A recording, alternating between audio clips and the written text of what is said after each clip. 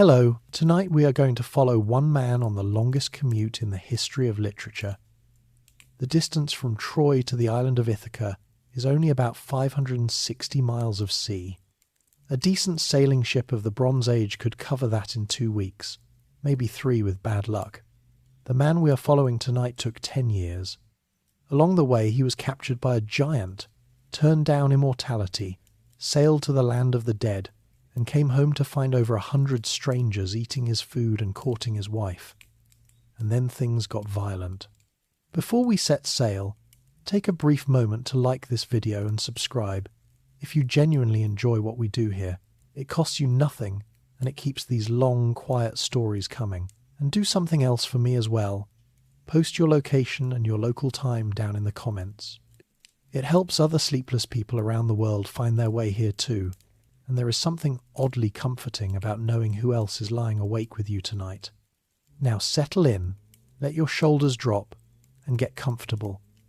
You are about to drift into the story of Odysseus, king of Ithaca, the man the ancient world called the most cunning of all the Greeks. Our story begins not with the hero, but with his absence. Picture a small rocky island off the western coast of Greece, sometime around the year 1200 BC. The island is called Ithaca. It is not a rich place. The ground is too stony for good farming, and the hills are better suited to goats than to grain. But it sits well for a seafaring people, and its harbours are deep and sheltered. On the highest ground stands a palace. Not a palace as we imagine palaces, not marble columns and golden gates, but a large sprawling house of stone and timber, with storerooms full of wine and oil, a great hall with a central hearth, and a courtyard where dogs doze in the sun. This palace belongs to a king named Odysseus, and Odysseus has not been seen for 20 years. He left when his son Telemachus was a newborn, sailing east with 12 ships and about 600 men to fight in a war at a city called Troy. That war, as everyone in the Greek world knows, lasted 10 years and ended in a Greek victory. The other kings came home. Nestor returned to sandy Pylos and grew old telling war stories. Menelaus made it back to Sparta with Helen, the wife whose face had started the whole business. Even Agamemnon, the High King, made it home, though what happened to him when he walked through his own front door is a grim story we will touch on later. But of Odysseus, nothing. No ship, no message, no body. For 10 years after the war ended, the sea simply refused to give him back or give him up. And here is where the trouble starts. Because in the Greek world of the Bronze Age, a kingdom without a king is a wound that does not close. There is no clear law of succession, no council of regents, no orderly system waiting to take over. There is only property, and the strong men who want it. By the time our story opens, 108 of those strong men have moved into the palace of Odysseus. They are the young nobles of Ithaca and the surrounding islands, and they are called the suitors, because each of them wants to marry Penelope, the queen. Whoever marries her takes the palace, the wealth, and very likely the throne. So they wait. And while they wait, they eat. Day after day, the suitors slaughter the king's cattle and pigs, drain his wine cellars, and lounge in his great hall playing games and shouting for the servants. They have been doing this for years. It is a slow, legal, smiling form of robbery. No single feast breaks any rule of hospitality, but 1,000 feasts together are bleeding the estate white. The Greeks had a sacred custom called xenia, the law of guest friendship, which obliged a household to feed and shelter visitors. The suitors have taken this beautiful custom and turned it into a weapon. They are guests who will not leave. At the centre of this occupied house stand 2 people holding the line. The first is Penelope, the queen. She is one of the most quietly remarkable characters in all of ancient literature. She cannot fight the suitors, she cannot expel them. She has no army, no husband, and no certainty that her husband is even alive. What she has is patience and a very good mind.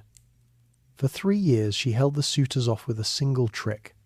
She announced that she would choose a new husband as soon as she finished weaving a burial shroud for her elderly father-in-law, Laertes. Every day she sat at her great loom, weaving, and every night, by torchlight, she carefully unpicked the day's work, thread by thread. The shroud never grew, the wedding never came closer. It took 3 years, and a disloyal servant girl before the suitors discovered why. The second is Telemachus, the son. He was a baby when his father sailed, and now he is a young man of about 20, which means he has never once seen his father's face. He has grown up in a house full of men who mock him, in the shadow of a legend he cannot remember. He is old enough to be angry and not yet strong enough to do anything about it. There are 108 of them and one of him. This is the situation on Ithaca as our story opens, and it is worth pausing to notice something. The poem that tells this story, the Odyssey, does not begin with its hero at all. It begins with the mess he left behind. The ancient Greek audience, hearing this poem sung aloud by a bard at a feast, would have understood immediately what was at stake. This is not just an adventure story about monsters and magic. It is a story about a household on the edge of destruction, and about whether order can ever be restored once it has broken. A word now about where this story comes from, because the telling of it is nearly as remarkable as the tale itself. The Odyssey is attributed to a poet named Homer, and it was composed somewhere around the 8th century BC, roughly 700 years before Julius Caesar and about 2700 years before us. But here is the strange part. The events it describes, the Trojan War and its aftermath, belong to an even older world, the Greek Bronze Age, some 400 to 500 years before Homer himself. That world had collapsed long before the poet was born. Its palaces had burned, its writing system had been forgotten, and its kings had passed into legend. Homer was singing about a lost civilization the way we might tell stories about knights and castles. And for centuries, the poem was not written down at all. It lived in the memories of professional singers who could recite tens of thousands of lines from memory, adjusting and polishing with each performance. The Odyssey is about 12,000 lines long. Sung aloud, it takes somewhere around 20 hours, which means the original audience experienced it more or less the way you are experiencing it tonight, in the dark, over many evenings, told by a single voice. Nobody knows who Homer really was, or whether he was one person or many, or whether he could see, since a persistent ancient tradition insisted he was blind. The Greeks themselves argued about it. 7 different cities claimed to be his birthplace, which tells you mostly that being Homer's hometown was excellent for tourism even 2,500 years ago. What matters for us tonight is the story itself, and the story now needs its missing man. Far away from Ithaca, at the very moment the suitors are carving another of his oxen, Odysseus is sitting on a beach at the edge of the world. The island is called Ogygia, and it belongs to a goddess named Calypso, who found him shipwrecked and half-drowned 7 years ago and has kept him ever since. She loves him, after her fashion. She has offered to make him immortal if he will stay and be her husband. He has refused. Every day he sits on the shore, looking east across the empty water, toward a home he has not seen in 20 years, and weeps. He does not know if his wife has remarried. He does not know his son's face. He does not know that his mother has died of grief, or that his old father has withdrawn to a farm in the hills and sleeps in the ashes like a servant. He knows only that everything he wants is on the other side of a sea that a very powerful god has closed against him. How he angered that god, how he lost all 12 ships and all 600 men, and how a war over one woman pulled him away from another. That story starts at the beginning, and the beginning is Troy, the war that started everything. To understand why Odysseus ever left his rocky island, we have to go back about a decade before the war, to a wedding problem in the city of Sparta. The king of Sparta at that time was a man named Tyndareus, and he had a daughter named Helen who was said to be the most beautiful woman in the world. This sounds like a blessing. It was closer to a security crisis. Every unmarried king and prince in Greece wanted to marry her, and dozens of them arrived in Sparta at once, armed, proud, and touchy about their honour. Whichever man Tyndareus chose, the others might feel insulted enough to start a war on the spot. The wedding of the century was one wrong word away from becoming a battlefield, Among the crowd of suitors was a young king from the Western Islands, not especially rich, not especially handsome, but already famous for his brains. This was Odysseus. And Odysseus, sizing up the situation, realized two things. First, he had no realistic chance of winning Helen against wealthier rivals. Second, there was an opportunity here anyway. He went quietly to Tyndareus and offered him a solution to the whole dangerous mess in exchange for a favour. The solution was this. Before any choice was announced, every single suitor would swear a solemn oath, binding before the gods, that he would accept whichever man was chosen and, more than that, would come to the defence of that marriage if anyone ever violated it. The suitors, each hoping he would be the winner, all swore. Then Tyndareus chose Menelaus, a prince of the powerful house of Atreus, and nobody could object, because everybody had promised. The favour Odysseus asked in return tells you what he actually valued. He wanted help winning the hand of a different woman, Tyndareus' niece, a clever and steady young woman named Penelope. He got her, and by all accounts it was that rarest thing in Greek mythology, a genuinely good marriage. Odysseus took his bride home to Ithaca, and in time they had a son. Now notice what Odysseus had done. He had diffused a crisis, made a powerful friend, and won the wife he wanted. But he had also, without knowing it, built the trap that would one day close on his own life. That oath he invented was a loaded weapon, lying on the table of Greek politics, waiting for someone to pick it up. The someone was a prince of Troy named Paris. Troy was a real place. Its ruins stand today on a low hill in northwestern Turkey called Hisarlik, overlooking the strait that connects the Aegean Sea to the Black Sea. In the late Bronze Age it was a wealthy fortified city, well positioned to profit from trade passing between two seas, with massive sloping stone walls that archaeologists have actually dug out of the earth. To the Greeks, it was a rich, sophisticated, slightly foreign kingdom on the edge of their world. According to the legend, the trouble began at a wedding on Mount Olympus, when the goddess of discord tossed a golden apple inscribed with the words, "For the fairest," into a party of goddesses. 3 of them claimed it: Hera, the queen of the gods; Athena, goddess of wisdom and war; and Aphrodite, goddess of love.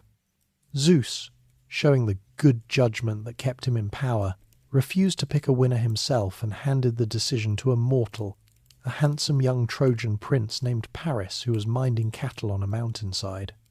Each goddess offered Paris a bribe. Hera offered him power over all of Asia. Athena offered him wisdom and victory in every battle. Aphrodite offered him the most beautiful woman in the world. Paris, being young, chose the woman.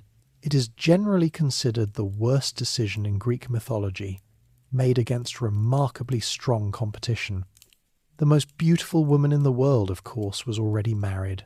That did not stop Aphrodite. When Paris came to Sparta on a diplomatic visit, Menelaus received him with full honours, feasted him, and then trustingly sailed off to a funeral in Crete, leaving his guest at home with his wife. When Menelaus returned, Helen was gone, sailed away to Troy with Paris, along with a good portion of the palace treasury. Whether she went willingly or was taken by force is a question the Greeks themselves argued about for 1,000 years, and the ancient sources give you both versions. Either way, the oath came due.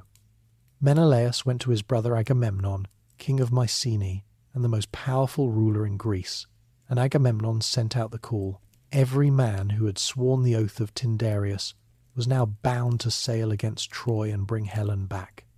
And here we meet one of the most human moments in the whole legend. Odysseus did not want to go. He was no coward, but he could count. Troy was far away, its walls were famous, and the war promised to be long. He had a young wife, an infant son, and a kingdom that needed him. An old prophecy was said to have warned him that if he went to Troy, he would not return for 20 years, and would come back alone and unrecognized. So when the recruiters arrived on Ithaca, led by a sharp-minded noble named Palamedes, Odysseus tried the only escape available to a man bound by a sacred oath. He pretended to be insane. The recruiters found the king of Ithaca ploughing a field, but ploughing it wrong in every way a field can be ploughed wrong. He had yoked an ox and a donkey together, two animals of different sizes and speeds, so the plough lurched and wandered. He was sowing the furrows with salt instead of seed. He stared through his visitors as if they were not there. A madman cannot swear oaths, and a madman cannot fight. It was a good performance. Palamedes did not believe a word of it, and he devised a test as ruthless as it was simple.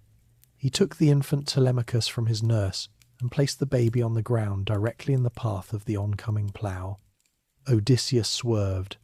Of course he swerved, and in that swerve the whole performance collapsed. A man sane enough to save his son was sane enough to go to war, so Odysseus went. He never forgave Palamedes, and years later, at Troy, he would take a cold and carefully constructed revenge on him, forging evidence that framed Palamedes as a traitor and getting him stoned to death by the army. It is one of the darkest stories attached to Odysseus, and the Odyssey itself politely never mentions it. But it is worth knowing, because it shows you the other edge of the blade. The cleverness that saves Odysseus again and again in the story we're about to follow could also destroy, and did.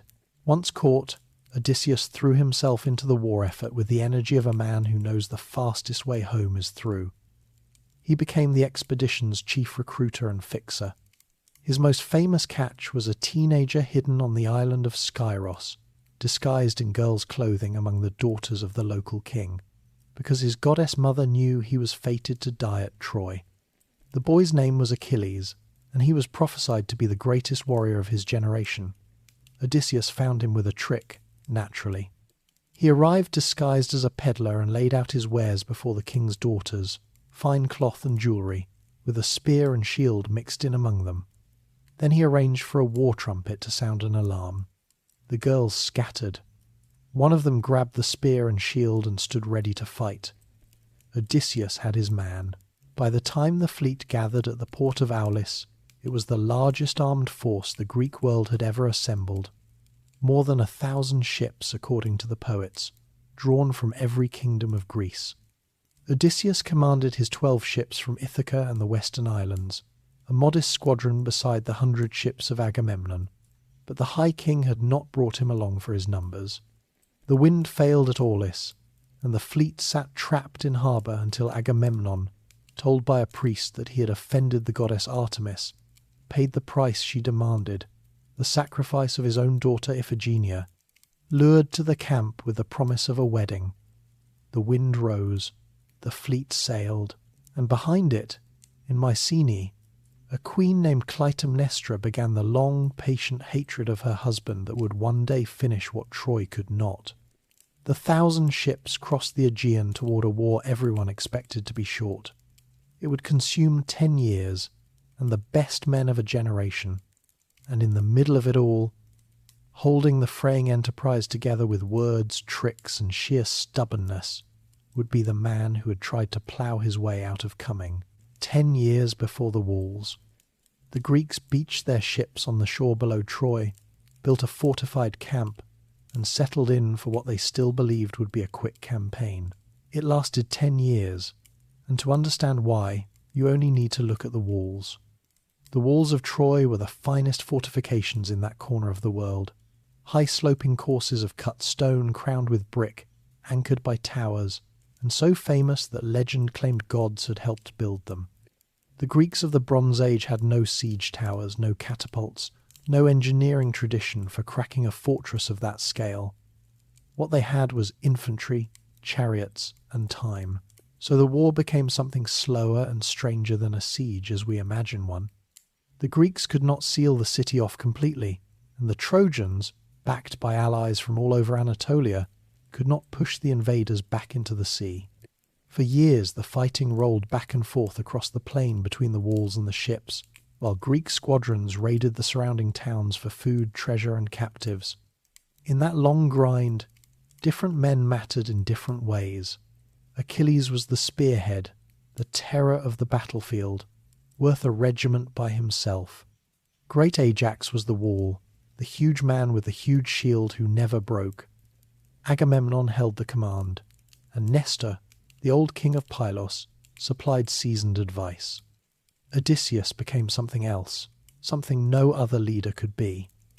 He was the mind of the army. When the Greeks needed a negotiator, they sent Odysseus. Before the fighting even began, he and Menelaus walked into Troy itself under diplomatic protection and stood before the Trojan assembly to demand Helen's return. The Trojans who heard him speak remembered it years later. He did not look like much at first, they said. He stood stiffly, eyes down, holding the speaker's staff as if he had never used one, and you might have taken him for a sulky, awkward man. Then he began to speak, and the words came like snowflakes in a winter storm, and no man alive could match him. Troy refused the demand anyway. There were Trojans who wanted to hand Helen back and end the danger, but the court around old King Priam chose war. When the army's morale cracked, it was Odysseus who repaired it. In the 9th year, Agamemnon made the mistake of testing his exhausted troops by suggesting they give up and sail home, expecting them to refuse. Instead, they cheered and bolted for the ships. The whole 10-year enterprise was minutes from dissolving. It was Odysseus who ran through the mob, snatching the royal staff, shaming the officers, striking the loudest agitator, and driving the army back to its assembly. He talked them back into their own war. No sword accomplished more that day. When quarrels broke out at the top, it was Odysseus they sent to fix them. The most dangerous quarrel of all came late in the war, when Agamemnon insulted Achilles over a captive woman named Briseis, and Achilles, the indispensable man, withdrew himself and his troops from the fighting and sat in his tent while Trojan attacks reached the Greek ships and set them burning. Agamemnon, humbled, offered a fortune in gifts to bring him back, and chose Odysseus to lead the embassy and make the case. Odysseus laid out the offer with every persuasive skill he had. Achilles refused him. It is one of the few recorded defeats of Odysseus in the art of talking, and it took the death of Achilles' dearest friend Patroclus to do what words could not. And when the work was dirty, Odysseus did that too. One black night, he and the warrior Diomedes slipped out of the camp to scout the enemy lines. They caught a Trojan spy named Dolon creeping the other way, promised him his life for information, emptied him of everything he knew, and then killed him anyway. Then they used what they had learned to raid the camp of a newly arrived Trojan ally, the Thracian king Rhesus, slaughtering him and 12 of his men in their sleep and driving off his magnificent horses. On another occasion, Odysseus disguised himself as a beggar, whipped and bloodied, and infiltrated Troy itself to gather intelligence. Inside the city, Helen recognized him, and, weary of Troy, kept his secret. Later still, he and Diomedes stole into the city a final time and carried off the Palladium, the sacred image of Athena on which, prophecy said, the safety of Troy depended. You may notice that these exploits are not exactly glorious in the way Achilles was glorious. Night raids, disguises, interrogations, theft. Homeric warfare had a code, and Odysseus operated at its edges. The Greeks themselves felt this tension. Later centuries would argue about him endlessly, some celebrating the resourceful hero, others condemning the liar and schemer. He is the rare legendary figure who is both the most admired and the most distrusted man in his own story. The war ground on, and it consumed the great names one by one. Hector, the noble defender of Troy, fell to Achilles in single combat beneath the walls, and Achilles, mad with grief for Patroclus, dragged the body behind his chariot in the dust. Old King Priam crossed the plain alone at night to kneel before his son's killer and beg for the corpse, and Achilles, moved at last, gave it back. That truce for a funeral is where the Iliad, the other great Homeric poem, ends. But the war did not. Achilles himself died soon after, as prophecy had always said he would, shot down by an arrow from Paris, guided, the poets said, by the god Apollo, striking the one vulnerable spot on his body, the heel that has carried his name into every language since. The greatest warrior of the age burned on a pyre by the shore of a foreign sea. His death set off one last poisonous quarrel, The magnificent armour of Achilles, forged by the smith god Hephaestus himself, had to go to someone, and the two claimants were the two most deserving men in the army. Great Ajax, the strongest of the Greeks after Achilles, who had carried the hero's body out of the battle, and Odysseus, who had held off the Trojans while he did it. The army judged the contest, some say with Trojan prisoners as jurors, and the armour went to Odysseus. The mind in the end was valued over the muscle. Ajax could not bear it. That night his sanity gave way. Athena clouded his mind, and he fell upon the army's herds of sheep and cattle in the dark, slaughtering them by the hundred, convinced he was butchering Odysseus and Agamemnon and the commanders who had wronged him. When dawn came and he saw what he had actually done, standing among the carcasses, the shame was more than a hero of his kind could survive. He planted his sword in the earth, point up, and fell on it. The Greeks had lost their second greatest warrior not to Troy, but to their own prize-giving. Odysseus, to his credit, argued afterward that Ajax deserved an honourable burial over Agamemnon's objections. He had wanted the armour, not the ruin. So the 10th year found the Greek army victorious in almost every way that did not matter. Their best fighters were dead or spent. Troy's champion Hector was gone. Paris himself was eventually killed, and the city was battered, hungry, and stripped of allies. But the walls still stood, and the gates still held, and no Greek force had ever set foot inside them. Prophecies were collected and ticked off like items on a list. Fetch the bow of Heracles. Bring the son of Achilles into the war. Steal the Palladium. Odysseus arranged them all. Still the city stood. 10 years of blood had proven one thing beyond argument. Troy could not be taken by force. If it fell, it would fall to something else. And on the shore by the ships, the man who had spent a decade as the army's brain began to turn over an idea. It involved carpentry, an empty beach, and the most famous piece of livestock in human history, the wooden horse. The idea, when Odysseus finally laid it out for the other commanders, must have sounded like a joke. The mightiest army of the age had failed to break Troy in 10 years of open war. The new plan was to stop trying. Instead, the Greeks would pretend to give up, and they would leave a present. Here is how it worked. Under the direction of a craftsman named Epius, and with the guidance of Athena, the Greeks built an enormous hollow horse of wooden planks, tall as a siege tower, polished and finished like an offering to the gods.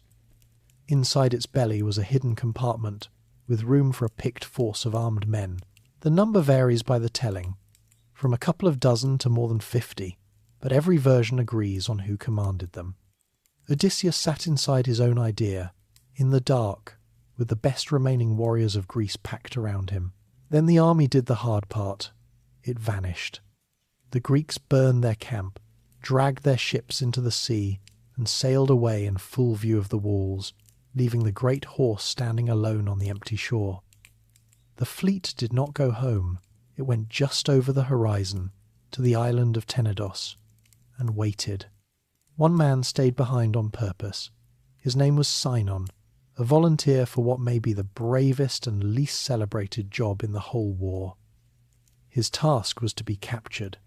Found hiding in the marshes, dragged before the Trojans, Sinon spun the story of his life. He claimed the Greeks had given up and sailed for home, and that they had left the horse as an offering to Athena to atone for the theft of the Palladium. He claimed they had built it deliberately huge so the Trojans could never bring it inside their walls, because a prophecy said that if the horse ever stood in Troy, the city would be untouchable forever. And he claimed the Greeks had meant to sacrifice him, Sinon, to the gods for a safe voyage, and that he had escaped and now hated his own countrymen. Every detail was engineered, almost certainly by Odysseus, to make the Trojans want the horse, not merely tolerate it. The lie did not push, it pulled. Not everyone was fooled. A Trojan priest named Laocoon warned against the gift with a line that became immortal, saying he feared Greeks even when they brought presents, and he hurled a spear into the horse's flank, where it stood quivering in the wood. Inside, the hidden men held their breath, and then, in front of the whole city, 2 enormous serpents came out of the sea and crushed Laocoon and his sons to death. The Trojans read it as divine judgment on a man who had insulted a sacred offering. The Princess Cassandra, cursed by Apollo to prophesy the truth and never be believed, cried out that the horse was full of armed men. The city laughed at her, as it always did. The Trojans breached their own wall to bring their prize inside, hauled the horse up to the citadel with ropes and rollers, wreathed it in flowers, and threw the biggest party in the city's history. 10 years of siege were over. They drank the way people drink when a war ends, and by the small hours, Troy was asleep for the first time in a decade with no watch worth the name. In the darkness inside the horse, there had been one last test of nerve. Helen herself had come down to the horse in the evening, and, whether from suspicion or mischief or some divided loyalty of her own, had circled it, calling out to the hidden men, imitating the voices of their wives. One of the warriors, hearing his wife's voice after 10 years, nearly answered. Odysseus clamped a hand over his mouth and held it there until Helen gave up and walked away. In some tellings he held the man down until he had strangled the life out of him, rather than let him make a sound. That is likely a later embroidery, but it captures a truth about that night. Everything, the war, the fleet, every life in the horse, hung on silence. Deep in the night, Sinon slipped out and lit a signal fire. On Tenedos the fleet saw it and turned back for the shore, and inside the citadel a hatch opened in the belly of the horse, and Odysseus and his men came down a rope ladder into the sleeping heart of Troy. They killed the few sentries, opened the gates, and let the returning army pour in. What followed was not a battle, it was the sack of a city, and the ancient tellings do not soften it. The Trojans woke to fire and screaming and armed men already in their streets.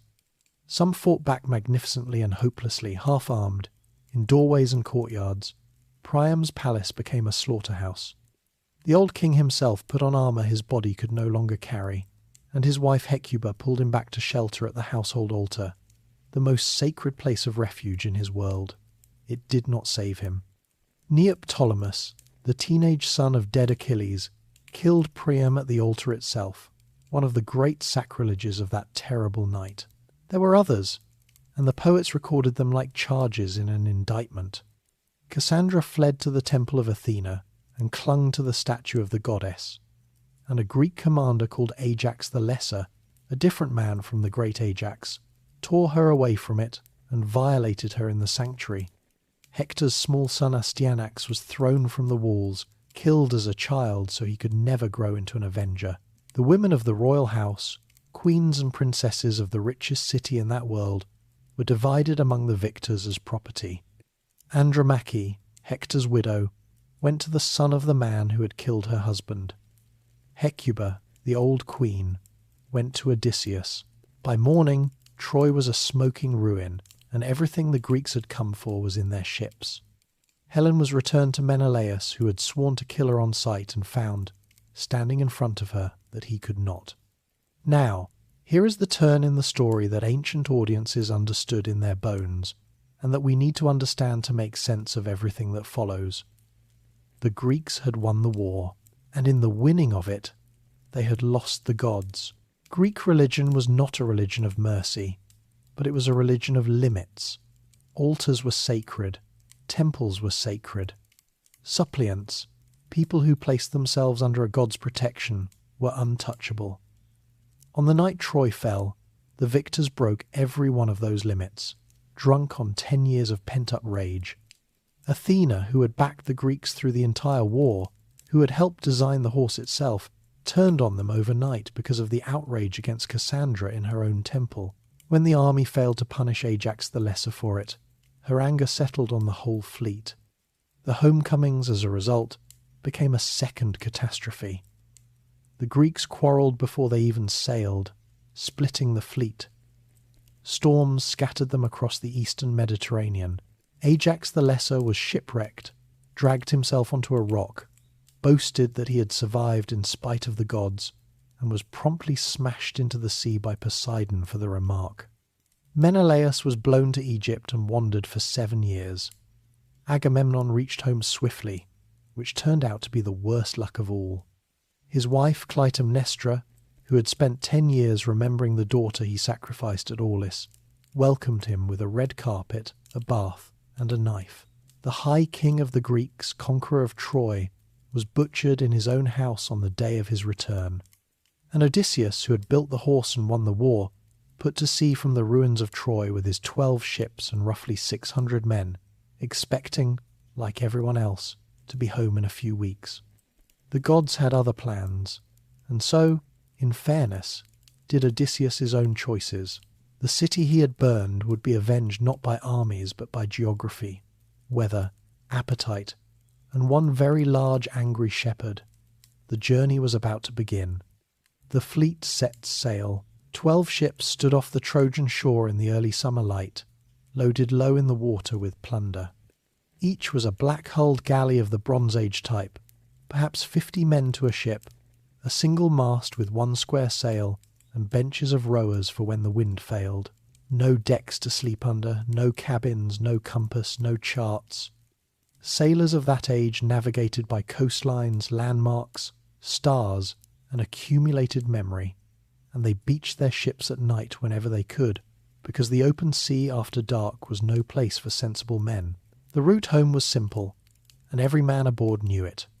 Southwest along the coast of Asia Minor, island hopping across the Aegean, around the southern capes of Greece, then north up the western coast to Ithaca, 560 miles or so. A few weeks of sailing. Some of the men had been teenagers when they left home. They were now in their 30s, and their sons, like Telemachus, were nearly grown. Every hour of sailing was an hour closer to faces they had spent 10 years trying to remember. And then, at the very first opportunity, they threw it away. The coast of Thrace lay near their route, and on it stood the city of Ismarus, home of a people called the Cicones, who had been allies of Troy. To a Bronze Age war fleet, an enemy city with its army gone was not a place to avoid. It was a target. Raiding was not considered piracy in that world, or rather, piracy was not considered shameful. It was what armed men in ships did, an accepted way for kings to grow rich, and after 10 years of war it was practically a reflex. Odysseus gave the order, and the fleet fell on Ismarus. The raid succeeded the way these things succeeded. The town was sacked, its men killed, its women and treasure divided among the crews. Odysseus, telling the story later, is completely matter-of-fact about it. This is worth pausing on, because it is our first clear look at the hero outside the war, and he does not look much like a hero. He looks like what he is, a Bronze Age warlord doing ordinary Bronze Age warlord things. The Odyssey does not apologize for this. It simply shows it, and then it shows the bill. Odysseus, reading the situation, ordered an immediate withdrawal to the ships. The crews refused. There was wine on the beach, and slaughtered sheep and cattle, and after a decade of army rations they were going to have their feast. They ate and drank through the afternoon and into the night, while survivors of Ismarus slipped away inland to their kinsmen, the Cicones of the interior, who were numerous, warlike, and rather good with chariots. At dawn the counterattack came, and it came in strength that Homer compares to leaves in springtime. The Greeks, heavy with wine and mutton, had to form up on an open beach against fresh troops. They held through the morning.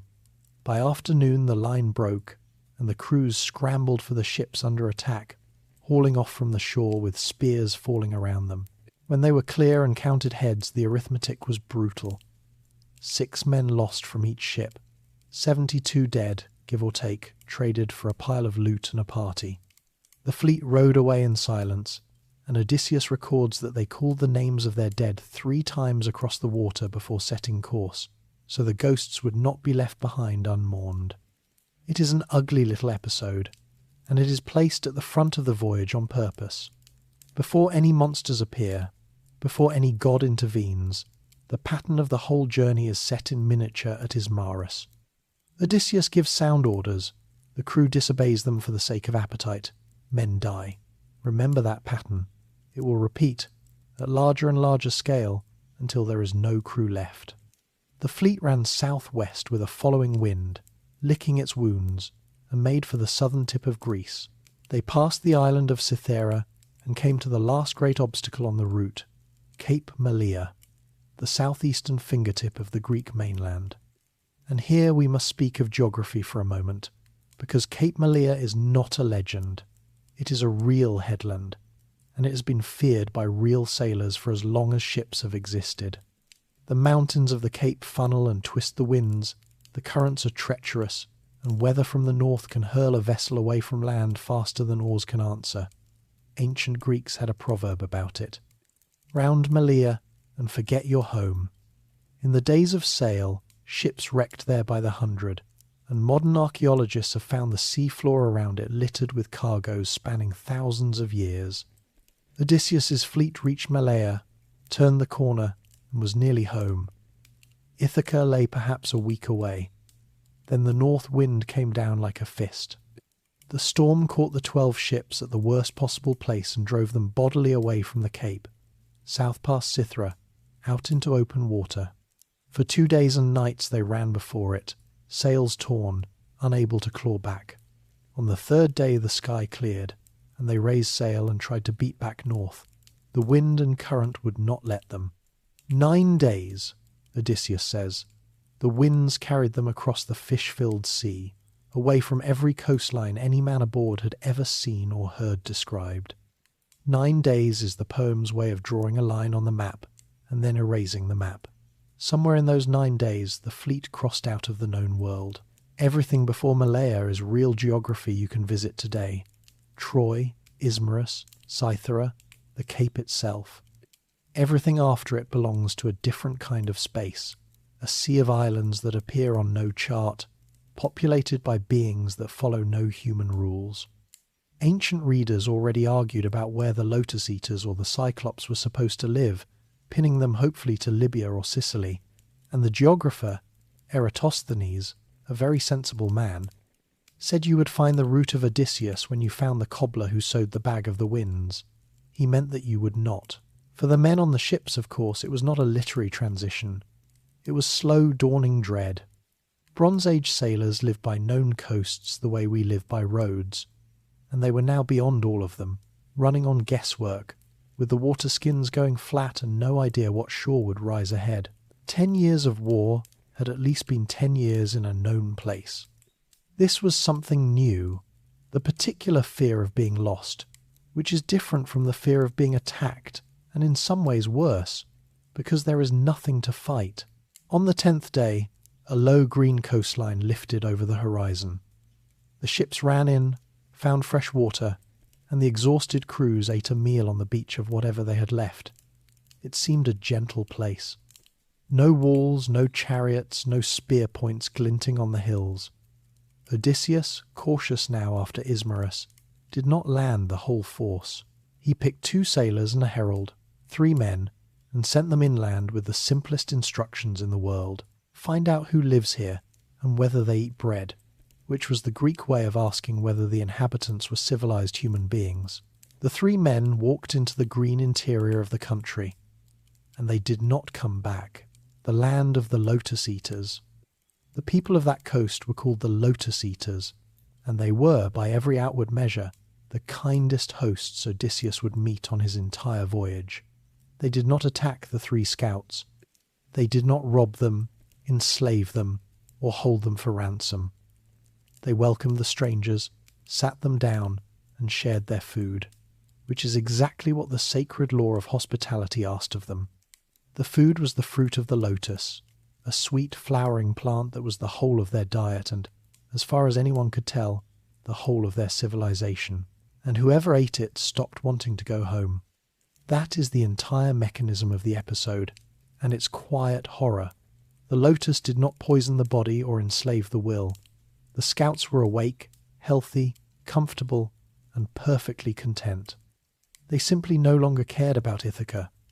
The wives and children they had spent 10 years fighting to return to faded into a pleasant irrelevance, like a story about someone else. All they wanted was to stay where they were, among the Lotus-Eaters, eating lotus forever. When you consider what these particular men had endured to get even this far, war, storm, the beach at Ismarus, there is something almost merciful in it. The lotus offered them the one thing no god had offered, an end to wanting.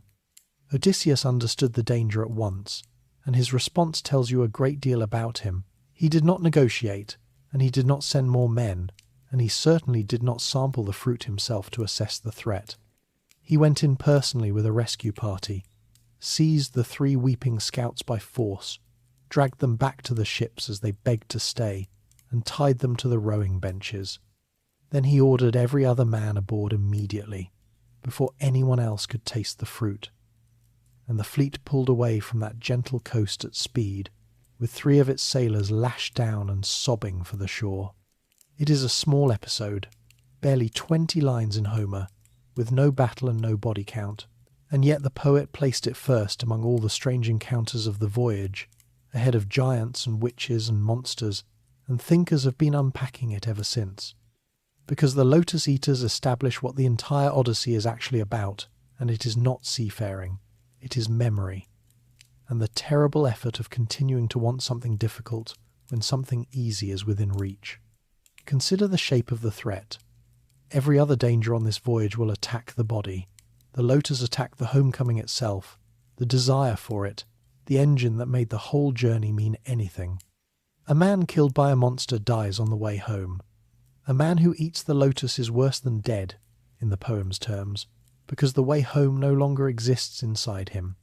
Nothing has been taken from him, except the wanting, and without the wanting, he is no longer going anywhere. He is just alive, indefinitely, pleasantly, in a place that is not his. The Greeks had a word that sits at the centre of this poem, nostos, meaning homecoming, the return of the hero across the sea. Pair it with another Greek word, algos, meaning pain, and you get a word that was actually coined thousands of years later by a Swiss medical student to describe homesick soldiers, nostalgia, the ache for return. The Odyssey is the founding document of that ache, and the Lotus-Eaters are its founding warning that the ache can be cured, and that the cure is a kind of death. Odysseus drags his men back to their benches not because the lotus will hurt them, but because it will make them stop hurting, and the hurt is the only compass they have. It is also worth noticing who succumbed and who did not. The scouts ate. Odysseus did not. Through the whole voyage this will hold. The crew reaches for whatever is in front of them: food, wine, plunder, sleep, safety. And Odysseus, whatever his other failings, keeps choosing the difficult thing that is further away.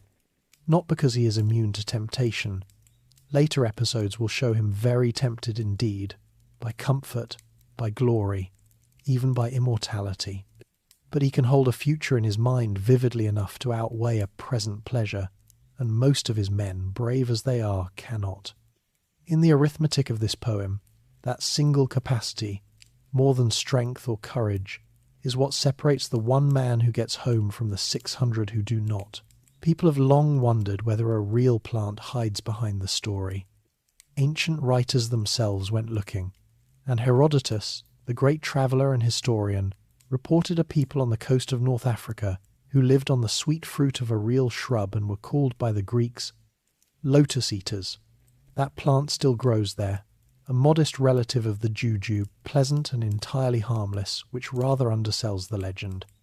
Others have proposed the blue water lily of the Nile, which has mild sedative properties, or the opium poppy, known and cultivated in the Bronze Age Mediterranean, whose effects on motivation need no elaboration. The honest answer is that Homer was not writing botany. Whatever seed of travellers' gossip started the tale, the poet turned it into something no plant can be, a pure image of forgetting, and it is as recognisable now as it was 2,700 years ago. Every age since has had no trouble naming its own lotus. The fleet stood out to sea and left the Lotus-Eaters exactly as it found them, mild, generous, and going nowhere. The only people in the whole epic who never harmed anyone and never will. Behind the ships, their green country sank into the haze. On the benches, the 3 rescued men wept themselves quiet, and then, as the fruit's hold faded with distance, slowly came back to themselves and their oars, remembering, perhaps with mixed feelings, that they had wives and debts and a very long way to go. Ahead lay open water, and in time another landfall, a rugged coastline of mountains and forest under a smoke-grey sky. This next country did not look gentle, and it was not. Its inhabitants planted nothing, ploughed nothing, built no ships, held no assemblies, and made no laws, each family answerable to itself in its own cave in the hills. The Greeks could see, even from the water, the mouths of those caves, and the huge folds and pens for flocks, and here and there on the slopes, figures moving that seemed, at that distance, surely a trick of the light, because they were far too large to be men. Odysseus looked at that shore, and his curiosity, the trait that made him great and would soon cost him more than any storm, began to stir. There was a smaller island offshore, wooded and full of wild goats, safe and empty. The sensible thing was to water the ships there, eat some goat, and leave. The fleet did anchor there, and did feast on the goats. And then, in the morning, Odysseus announced that he would take his own ship, only his own, across to the mainland, to find out what manner of beings lived in those caves, and whether they feared the gods, and whether they gave gifts to guests. He would get answers to all three questions. They were the worst answers available. The cave of the Cyclops. Odysseus crossed to the mainland with one ship and picked 12 of his best men for the shore party, leaving the rest to guard the vessel. He also brought something that seems, at first, like an odd item to pack for a reconnaissance. A goatskin of extraordinarily strong wine, a gift from a priest of Apollo whose family he had spared at Ismarus. It was dark, sweet, and so potent that its owner had mixed it 1 part wine to 20 parts water. Odysseus took it along, he says, because something in his spirit told him he was going to meet a savage stranger, huge and lawless. File that away. The wine is the whole story. They found the cave easily, a great cavern in the cliffs near the sea, fenced with a yard of quarried boulders and tall pines. Its owner was out pasturing his flocks, and inside, the Greeks found the home of a very orderly monster. Pens of lambs and kids sorted carefully by age, racks of cheeses, pails and bowls of milk and whey, everything clean and well managed. The crew, sensibly, wanted to steal some cheese and lambs, run to the ship, and sail away. Odysseus refused. He wanted to see the owner, he admits later, and to find out whether he would give guest gifts. 10 years of war had taught him everything except when to stop being curious. So they lit a fire, helped themselves to the cheese, and waited for the host to come home. The host came home at evening, driving his flocks before him and carrying an enormous load of firewood, which he flung down with a crash that sent the Greeks scrambling to the back of the cave. Then he rolled a boulder across the entrance, a stone so vast, Homer says, that 22 wagons could not have moved it, and the Greeks, hidden in the shadows, got their first clear look at him. His name was Polyphemus, and he was a Cyclops, one of a race of one-eyed giants, and, as it happened, a son of Poseidon, god of the sea.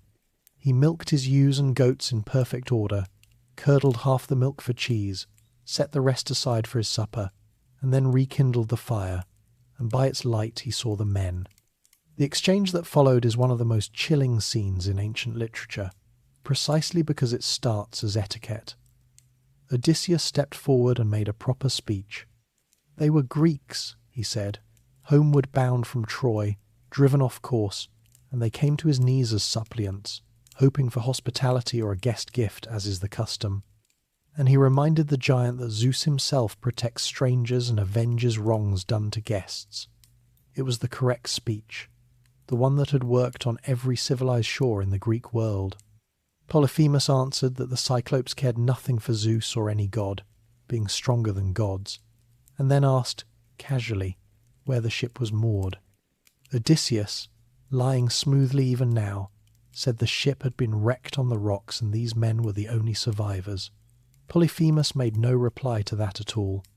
Instead he lunged, snatched up 2 of the sailors, 1 in each hand, dashed their brains out against the floor, tore them limb from limb, and ate them, bones and all, while their comrades wept and raised their hands to a Zeus who did not intervene.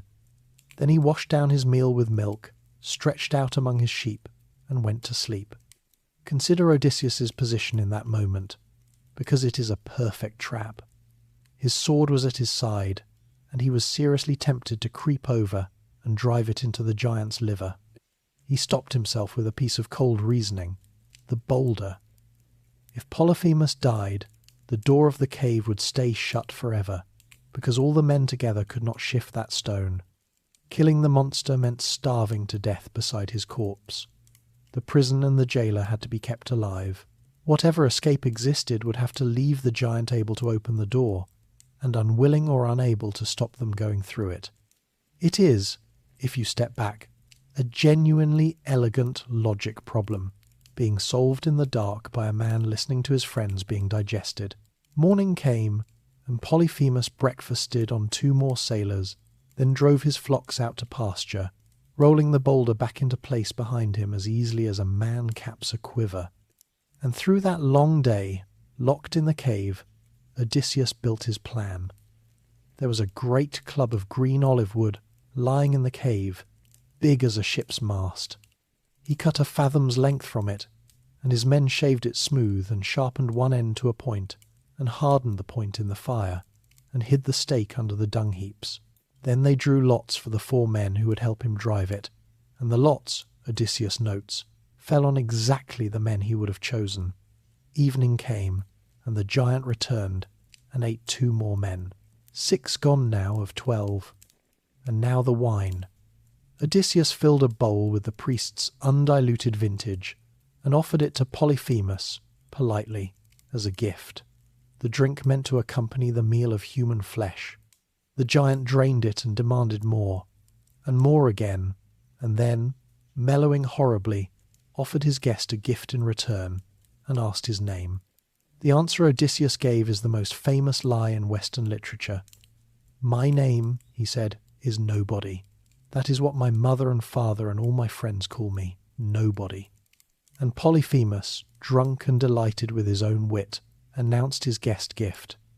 He would eat nobody last, after all his companions. Then he toppled backward and passed out, so deep in wine that he vomited in his sleep. The Greeks pulled the stake from its hiding place and heated the point in the embers until the green wood was glowing and ready to catch. Odysseus says, a god breathed courage into them then, and they needed it. 4 men lifted the beam, Odysseus guided the point, and they drove it into the giant's single closed eye and leaned on it, and Odysseus spun it from above the way a shipwright spins a drill, and the eye hissed around the burning point, the way hot metal hisses when a smith plunges it into cold water. Polyphemus woke screaming, tore the stake out, and bellowed for help, and his fellow Cyclopes came running through the night from their caves in the hills and gathered outside the sealed boulder, asking what was wrong. Was someone stealing his flocks? Was someone killing him by treachery or violence? And from inside the cave came the anguished answer, "Nobody is killing me. Nobody, by treachery." His neighbours considered this. If nobody was harming him, they reasoned, then his trouble came from Zeus and was his own affair, and he should pray to his father Poseidon about it. And they went back to bed. The trap of the name had sprung perfectly. The victim's own cry for help had dismissed his rescuers, but the blinded giant still held the door. He rolled the boulder aside and sat in the entrance with his arms spread, feeling for anyone who tried to slip out among the sheep. He may have been a monster, but he was not entirely a fool, so Odysseus produced his second device. Working quietly in the depths of the cave, he lashed the giant's fat woolly rams together in threes with willow branches from the monster's own bed. Under the belly of each middle ram, he tied one of his men, with the flanking rams shielding him on either side. For himself he took the biggest ram of the flock and clung underneath it by hand, buried in the fleece. At dawn the rams pushed out to pasture as they always did, and Polyphemus stroked the back of every animal as it passed, and felt nothing but wool. His favourite, the great ram carrying Odysseus, came last, and the giant paused and spoke to it, gently, wondering aloud why the leader of the flock was slow today, and whether it grieved for its master's eye, and promising what he would do to nobody if he ever caught him. Then he let it through. Sometimes the most unsettling moment in a horror story is the tender one. Beyond the boulder, out of arm's reach, the Greeks untied themselves, ran for the ship driving the fat rams before them, and pulled hard for open water, 6 men fewer than they had come, but alive, free, and clear. And that should have been the end of it. It very nearly was. Nobody's fatal boast. The ship pulled away from the shore of the Cyclopes, oars beating fast, the stolen rams bleating in the hold. Behind it, on the cliff top, the blinded giant felt his way along the rocks, following the sound of the rowing. The sensible course was silence. Every stroke brought distance, and distance was safety, and the men at the oars knew it. Odysseus could not help himself. When the ship was about as far offshore as a shout can carry, he stood up and delivered one. "Cyclops," he called, "if anyone asks how you lost your eye, tell them it was your own fault for devouring guests in your house, and that Zeus and the gods have punished you." The response was immediate and nearly fatal. Polyphemus wrenched the top off a hill and hurled it at the sound of the voice. The rock came down just ahead of the bow, and the wave it threw up drove the ship backward toward the beach, so close that the crew had to pole off the land and row for their lives. The men begged Odysseus, in so many words, to stop talking to the giant. Why provoke a creature that throws geography? He did not stop. This is the moment the whole voyage turns on, so let us slow down and watch it happen. The ship clawed out to twice the distance, and Odysseus rose again, and this time his shipmates physically tried to hold him back and talk him down. It was no use. Something in him, and Homer lets us see exactly what, needed the monster to know. "Cyclops," he shouted across the water, "if anyone asks who blinded you, tell them it was nobody. Tell them it was Odysseus, sacker of cities, son of Laertes, whose home is on Ithaca, name, title, father, and home address. He gave the monster everything." To understand why a clever man would do something so catastrophically stupid, you have to understand what a name meant in his world. The trick with nobody had saved 12 lives, but it carried a hidden price. As long as the giant thought nobody had beaten him, then in the accounting of fame that Greek heroes lived by, nobody had. The deed existed, but the credit did not. Heroes of that age lived and died for Kleos, the glory of having your name attached to your deeds and carried down the generations in song. An anonymous triumph was, in that currency, worthless. Standing in that boat, Odysseus was choosing between safety and signature, and he chose signature. It is the same appetite that took him into the cave in the first place, and it is about to be priced accurately. Because here is what he did not know. Polyphemus was not merely a large shepherd. He was a son of Poseidon, god of the sea, shaker of the earth, the second most powerful being in the Greek cosmos. And a curse, in Greek belief, was not a vague expression of ill will. It was a formal legal instrument, a petition addressed to a god. To file one effectively, you needed the offender's true name. Odysseus had just shouted his across the water, with his father's name and home port attached, like a man handing his full identification to the plaintiff in a lawsuit. Polyphemus lifted his hands to the starry sky and prayed, "Hear me, Poseidon, dark-haired encircler of the earth. If I am truly your son, grant that Odysseus, sacker of cities, son of Laertes, whose home is on Ithaca, may never reach that home.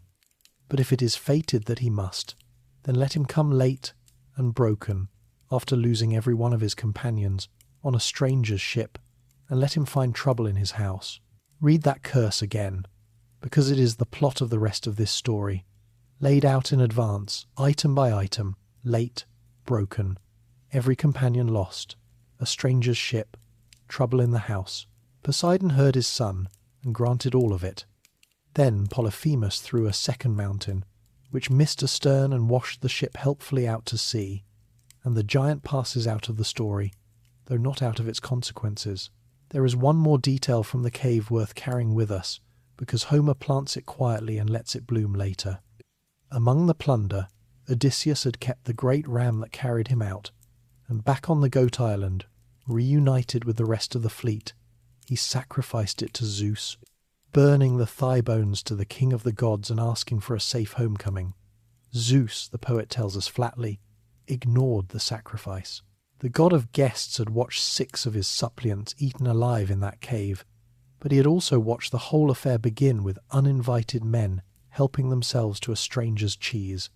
And, more to the point, Zeus was already planning the destruction of the ships. The gods of this poem keep accounts, and their accounting rarely matches ours. From this point forward, the voyage of Odysseus has an adversary with a specific grievance, and it changes the nature of everything that follows.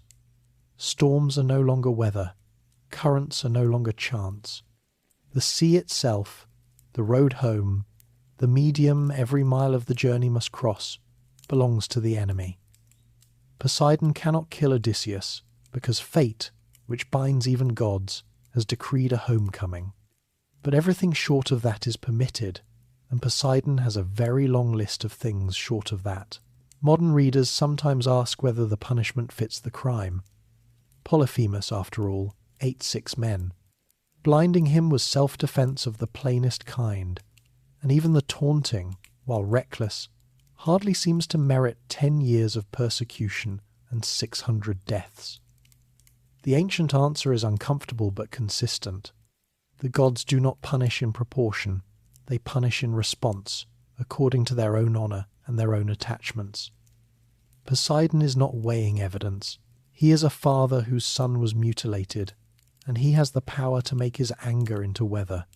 Part of what the Odyssey teaches, patiently, across its whole length, is the shape of a universe run by beings, with human passions and inhuman power, and how a mortal survives in it. The answer is not innocence. Odysseus is not innocent. The answer is endurance. There is also, hidden in the affair, a lesson Odysseus himself will demonstrate that he learned, though it costs him years. The next time we hear him refuse to give his name, and there will be a next time, in a king's hall, with everything at stake, he will hold it back through feast after feast, tears and all, until the moment of maximum advantage. And on the day he finally walks into his own house, he will do it as nobody, an anonymous beggar in his own hall, and he will keep that disguise clamped down through insult after insult, for days, while men throw furniture at him. The man who could not stay silent in a boat for 5 minutes will become the most patient liar in literature. The Odyssey is, among other things, the story of that education, and the tuition was paid in this scene. The 12 ships gathered, divided the sheep of Polyphemus fairly, feasted, and slept on the beach. At dawn they rowed out in formation, grieving their dead, glad of their lives, and unaware that a curse was now travelling with them, written into the water under their keels. Their next landfall, for once, looked like genuine good luck. A floating island ringed with a wall of bronze, and on it a happy king with a very unusual gift to give. For 30 days, everything was about to go right, and then a piece of luggage would undo the world, the bag of winds. The island of Aeolia was unlike anything the Greeks had seen. It floated free on the sea, unanchored to the earth, ringed by an unbroken wall of bronze rising from sheer cliffs. Its ruler was Aeolus, and Zeus had given him a unique office in the machinery of the world. He was the keeper of the winds, all of them. Every gale, breeze, and hurricane on earth answered to this one cheerful administrator on his floating island. Aeolus lived there with his wife and their 12 children, 6 sons and 6 daughters, and he had solved the problem of finding suitable matches for them in a remote location by simply marrying the 6 sons to the 6 daughters. The whole family feasted together every day in a house rich with good things, and Homer reports this arrangement without a flicker of judgment, which perhaps tells us that even the poet decided some questions were better left unasked. More importantly, Aeolus was a good host, a proper one, the first the voyagers had met since leaving Troy. He took Odysseus and his crews in and entertained them for a full month, and every evening he asked for more of the story. Troy, the horse, the sack, the voyage, everything. And when the Greeks finally asked leave to go, Aeolus did something no other host in this entire epic does. He solved the problem. He took the hide of a 9-year-old ox and made of it a great bag, and into that bag he stuffed every wind on earth except one. The whole howling inventory, the northern gales that had wrecked them at Malea, the crosswinds, the storms, all of it, tied shut inside the leather with a bright silver cord, sealed so tightly that not a breath could leak out. Then he stowed the bag in the hold of Odysseus's ship, and set the one remaining wind, a steady gentle breeze from the west, to blow the fleet directly home. It was not a gift so much as a guarantee. With every contrary wind in the world imprisoned in the hold, nothing in the sky could stop them. And nothing in the sky did. For 9 days and 9 nights the west wind carried the 12 ships east without a single incident, the longest stretch of pure good fortune in the whole 10-year voyage.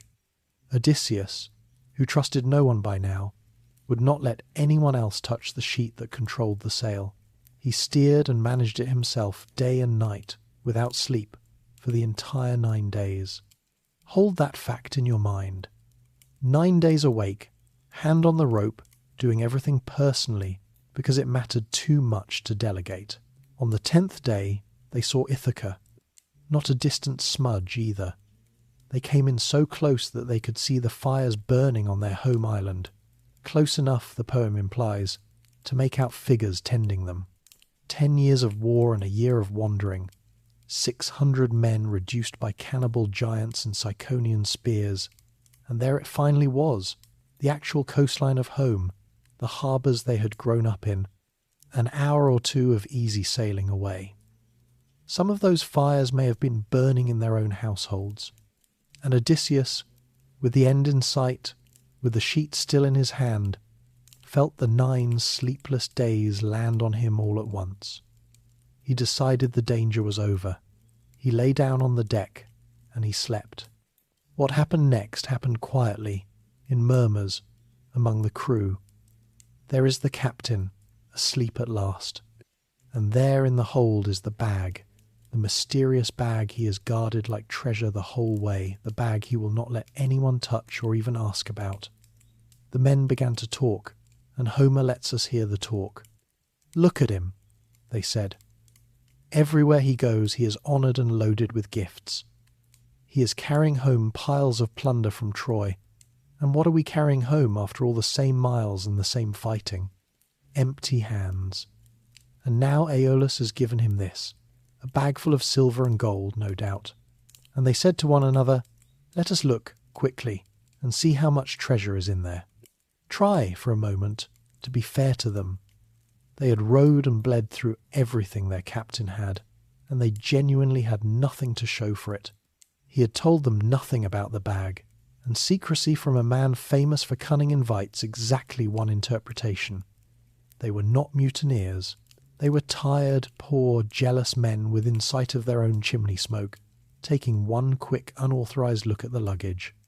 99 times in 100, that story ends with embarrassment, not catastrophe. They untied the silver cord. Every wind on earth came out of the bag at once. The hurricane that erupted from the hold seized all 12 ships and hurled them away from Ithaca as the crews howled in despair, and Odysseus woke into the sound of it, into the sight of his home island being torn away over the horizon by weather he had personally carried aboard. He tells us, in his own words, what passed through him then. He seriously considered stepping over the side and letting the sea have him. He weighed it, drowning against enduring, and chose, in his own flat phrase, to endure, covering his head with his cloak and lying still while the storm blew his life apart. It is perhaps the darkest sentence he speaks in the whole epic, and it is spoken about a moment caused not by a monster or a god, but by his own crew's pettiness and his own decision, at last, to sleep. The storm blew the fleet with terrible neatness, all the way back to Aeolia, back to the bronze wall and the floating island, back to the very door they had left 10 days before. Odysseus went up to the house of Aeolus with one comrade and a herald, and found the family at dinner, and sat down on the threshold like a beggar. The astonishment in the hall was total. How could he possibly be here? What evil power had done this? And Odysseus told the truth, which for him is always notable. "My accursed crew," he said, "and sleep ruined me. Set it right, my friends, you have the power." The silence that followed was the end of the voyage's luck. Aeolus rose and ordered him out of the house, and the words he used mattered more than the eviction. "Leave this island at once," he said, "most cursed of living men. It is against all law for me to help or host a man so plainly hated by the blessed gods. You come here as proof of their hatred. Go." There it was, spoken aloud for the first time, hated by the gods. Aeolus, a professional in the weather business, had examined the facts. A fair wind home, a 9-day guarantee, and a hurricane out of a sealed bag within sight of the destination, and reached the only available diagnosis. This was not misfortune, this was policy. Somewhere in heaven, someone with jurisdiction had it in for this man, and no sensible host anywhere in the world should touch him. The curse from the cliff-top was beginning to show its teeth, not as drama, but as paperwork. Doors would simply close now, everywhere, politely and permanently. The Greeks trudged back to their ships and put out to sea with no wind to help them, because the wind's master had washed his hands of them. For 6 days and nights they rowed, in silence, the crews eating their hearts out, in Homer's phrase, over what they had done to themselves. No one blamed anyone aloud. There was nothing to say. The fires of Ithaca had been visible, and now there was only water and the sound of oars.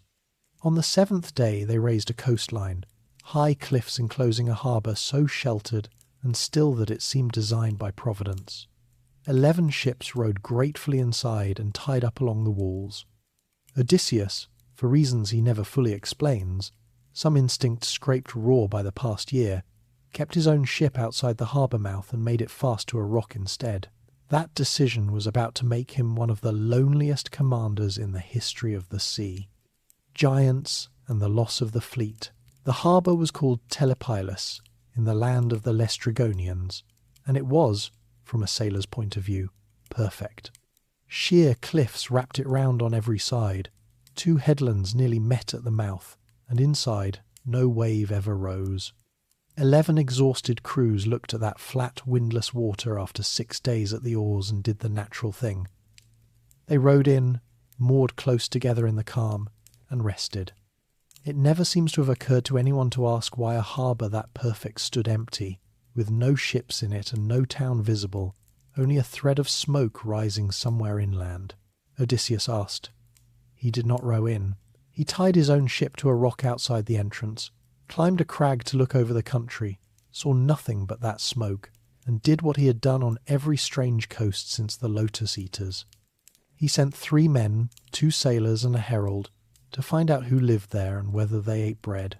The scouts followed a wagon road inland, and met, at a spring outside the town, a girl drawing water, a strapping girl, the poem says, the daughter of the local king, Antiphates.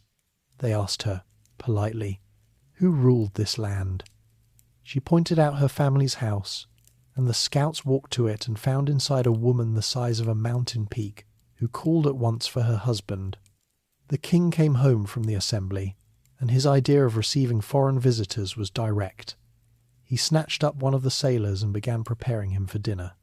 The other 2 scouts ran for their lives down the wagon road, and behind them the king raised a cry through the town, and the Laestrygonians came out of their houses, thousands of them, not human-sized at all, but giants. And the giants did not chase the scouts. They did something far more intelligent. They went to the cliffs. Understand the geometry of what happened next, because it turns the perfect harbour into a perfect trap. 11 ships were moored side by side on still water, enclosed by high rock on every side, with one narrow gate to the sea. The Laestrygonians lined the cliff tops around the entire basin, and began tearing boulders loose and dropping them, straight down, onto the packed ships below. There was no cover, no sea room to manoeuvre, no wind to sail, nothing beneath the falling stones but wooden hulls and human beings. Homer compresses the massacre into a few terrible lines. The crash of splintering ships, the cries of dying men, and the giants wading in to spear the swimmers like fish and carry them off, he says plainly, for their ghastly meal. Odysseus, outside the harbour mouth, could hear it all and could do nothing. Nothing but one thing. He drew his sword and cut the cable that held his own ship to the rock and shouted his crew to the oars, and they rowed for open water in terror of their lives while the harbour behind them boiled. His ship, the one ship anchored outside, was the only one that escaped. The arithmetic of that afternoon is worth sitting with, because Homer does not dwell on it, and the speed of the telling can hide the scale. 12 ships had left Troy. 11 of them, and every man aboard them, were destroyed in that harbour in a single hour, perhaps 500 men, comrades of 10 years of war and a year of wandering, gone between one meal and the next. The fleet of Ithaca now consisted of 1 galley and some 45 souls. Everyone else who had sailed away from home a decade before, the neighbours, the cousins, the boys who had grown to manhood on the beaches of Troy, ended in the bellies of giants in a nameless fjord beyond the edge of the map. When the Ithacans in later years counted the cost of Troy, this hour was most of it. And notice, because the poem quietly insists on it, what saved the one ship. Not strength, not divine favour, certainly not luck. A decision. Odysseus had looked at a perfect harbour and declined it, on no evidence at all, purely because a year of catastrophe had taught him that perfect things offered to tired men are usually bait. Paranoia is an ugly word for it. The Odyssey would call it having learned.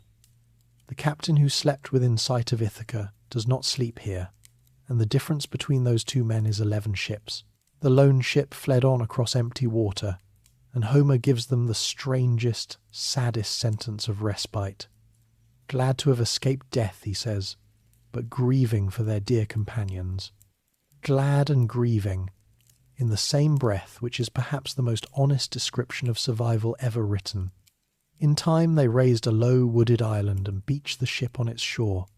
For 2 days and 2 nights the survivors simply lay by their vessel and ate their hearts out with exhaustion and sorrow, doing nothing at all, which after the year they had endured may have been the wisest command Odysseus never had to give. On the 3rd day he took spear and sword and climbed to a lookout, and saw smoke rising from a house deep in the forest.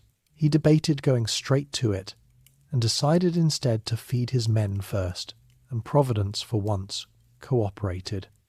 A huge stag crossed his path on the way down to the ship, and he killed it and carried it back across his shoulders, and the crew feasted on the beach and slept. At dawn he called them together, and told them the truth of their position, which was that he did not know their position. "Friends," he said, "we do not know east from west here, where the sun sets or where it rises. We are off every chart. There was smoke inland, and someone made it, and the only way forward was to find out who." The men, hearing this, broke down and wailed aloud, and Homer tells us exactly why. They remembered the last 3 times someone had gone to see who made the smoke: the Lotus-Eaters, the Cyclops, the Laestrygonians. In their experience, smoke on the horizon meant that some of them were about to be eaten. It was not cowardice, it was pattern recognition. Odysseus, unmoved, did what commanders do with unbearable decisions. He randomized it. He divided the survivors into 2 platoons of 22 men each, one under himself, the other under his second-in-command, a big, brave, somewhat unsteady kinsman named Eurylochus. They shook lots in a bronze helmet, and the lot that jumped out was Eurylochus's. So Eurylochus and his 22 marched inland, weeping as they went, and their comrades wept watching them go, and the forest closed behind them. Deep in a clearing they found a house of polished stone, and around it, wonder of wonders, prowled mountain wolves and lions. which did not attack but rose on their hind legs and fawned on the visitors like dogs greeting a master come home from dinner, wagging and cringing in a way that was somehow worse than a charge. From inside the house came the sound of a woman singing, a lovely voice, weaving at a great loom. The men called out. The doors opened on a gracious lady who invited them in to food and rest, and the whole platoon trooped happily inside. All but one. Eurylochus, smelling a trap at last, exactly one house too late in his life to be useful, stayed outside and watched through the door. What he saw sent him running back through the forest to the ship, so shattered he could barely speak. The lady of the house was named Circe, and the men who had gone in were no longer, strictly speaking, men. Circe's island. The island was called Aea, and its mistress was no ordinary woman. Circe was a goddess, a minor one by Olympian standards, but a genuine one, daughter of Helios, the sun itself, and aunt of the infamous Medea. She lived alone in her stone house in the forest with her loom, her song, her tame predators, and her particular hobby, which Eurylochus had just watched in operation through the doorway. She had welcomed the 22 sailors in, seated them, and served them a dish of cheese, barley, honey, and wine. Into it, she had stirred a drug that made them forget their native land, and when they had eaten, she struck them with a wand, and they became pigs. Bristles, snouts, bodies, voices, everything porcine except the one thing that mattered. Their minds stayed human. She penned them in her styes, weeping pig tears with human understanding, and threw them acorns, and went back to her weaving. The wolves and lions in the yard, it was now clear, had been travellers too. Back at the beach, Eurylochus choked out what he had seen, or as much as he could, and begged Odysseus to launch the ship and abandon the transformed men while escape was still possible. It was, from a purely actuarial point of view, sound advice. Odysseus refused it. He slung on his sword, took his bow, and ordered Eurylochus to lead him back to the house, and when the man clung to his knees and refused, Odysseus let him stay and went alone. There is no plan in his head at this point, and the poem is honest about that. One man with a sword was going to visit a goddess who turned platoons into livestock, and his strategy amounted to being angry about it. He was saved by an intervention. On the path through the forest, a young man appeared, and it was the god Hermes in disguise, sent, we later learn, at Athena's quiet prompting. Hermes told Odysseus plainly that he was walking to his doom, and then, being a practical god, handed him the solution.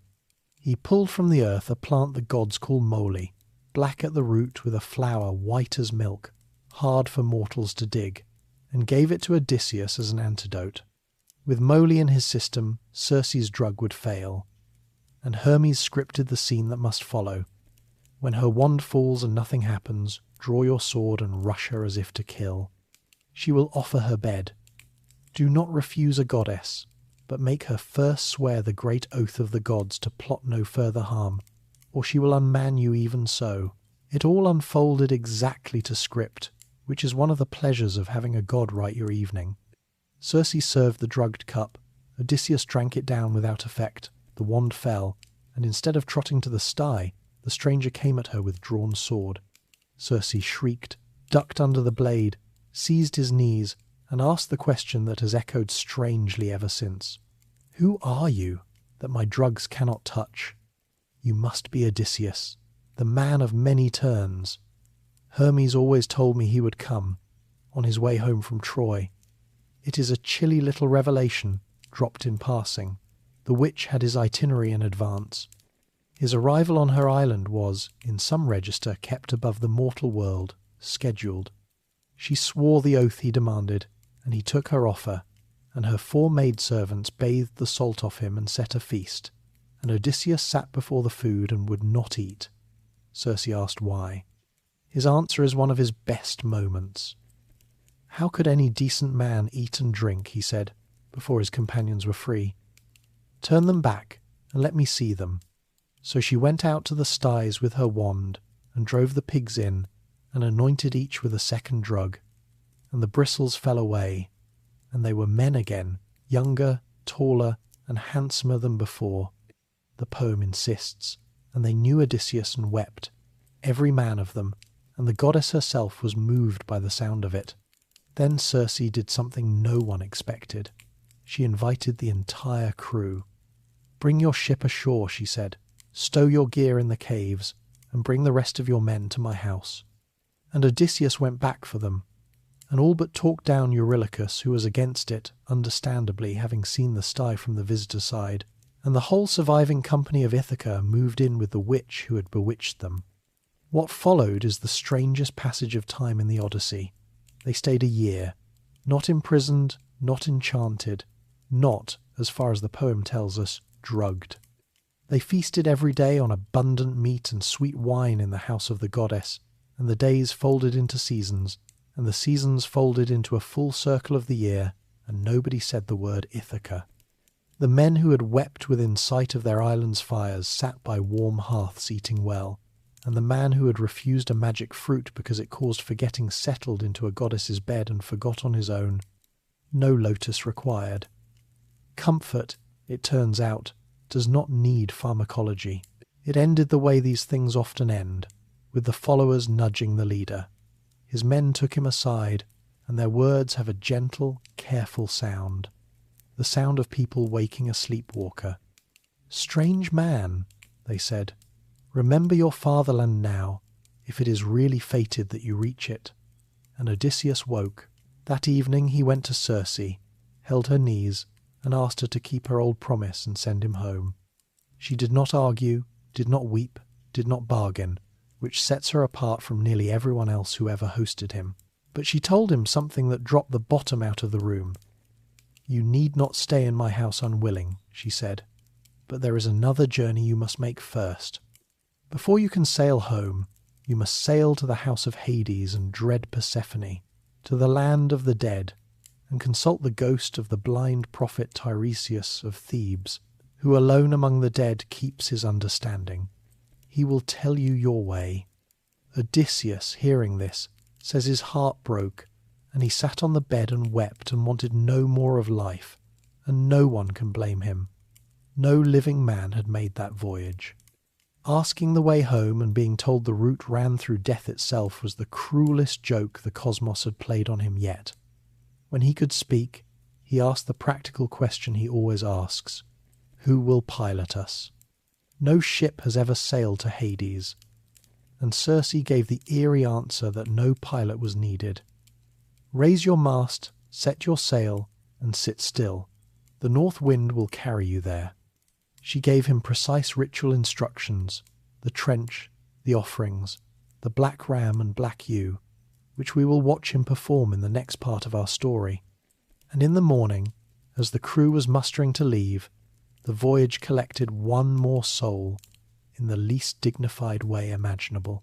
The youngest of the company, a sailor named Elpenor, not much of a fighter, Homer says, and not overburdened with brains, had drunk heavily the night before and gone up to sleep on the flat roof of Circe's house for the cool air.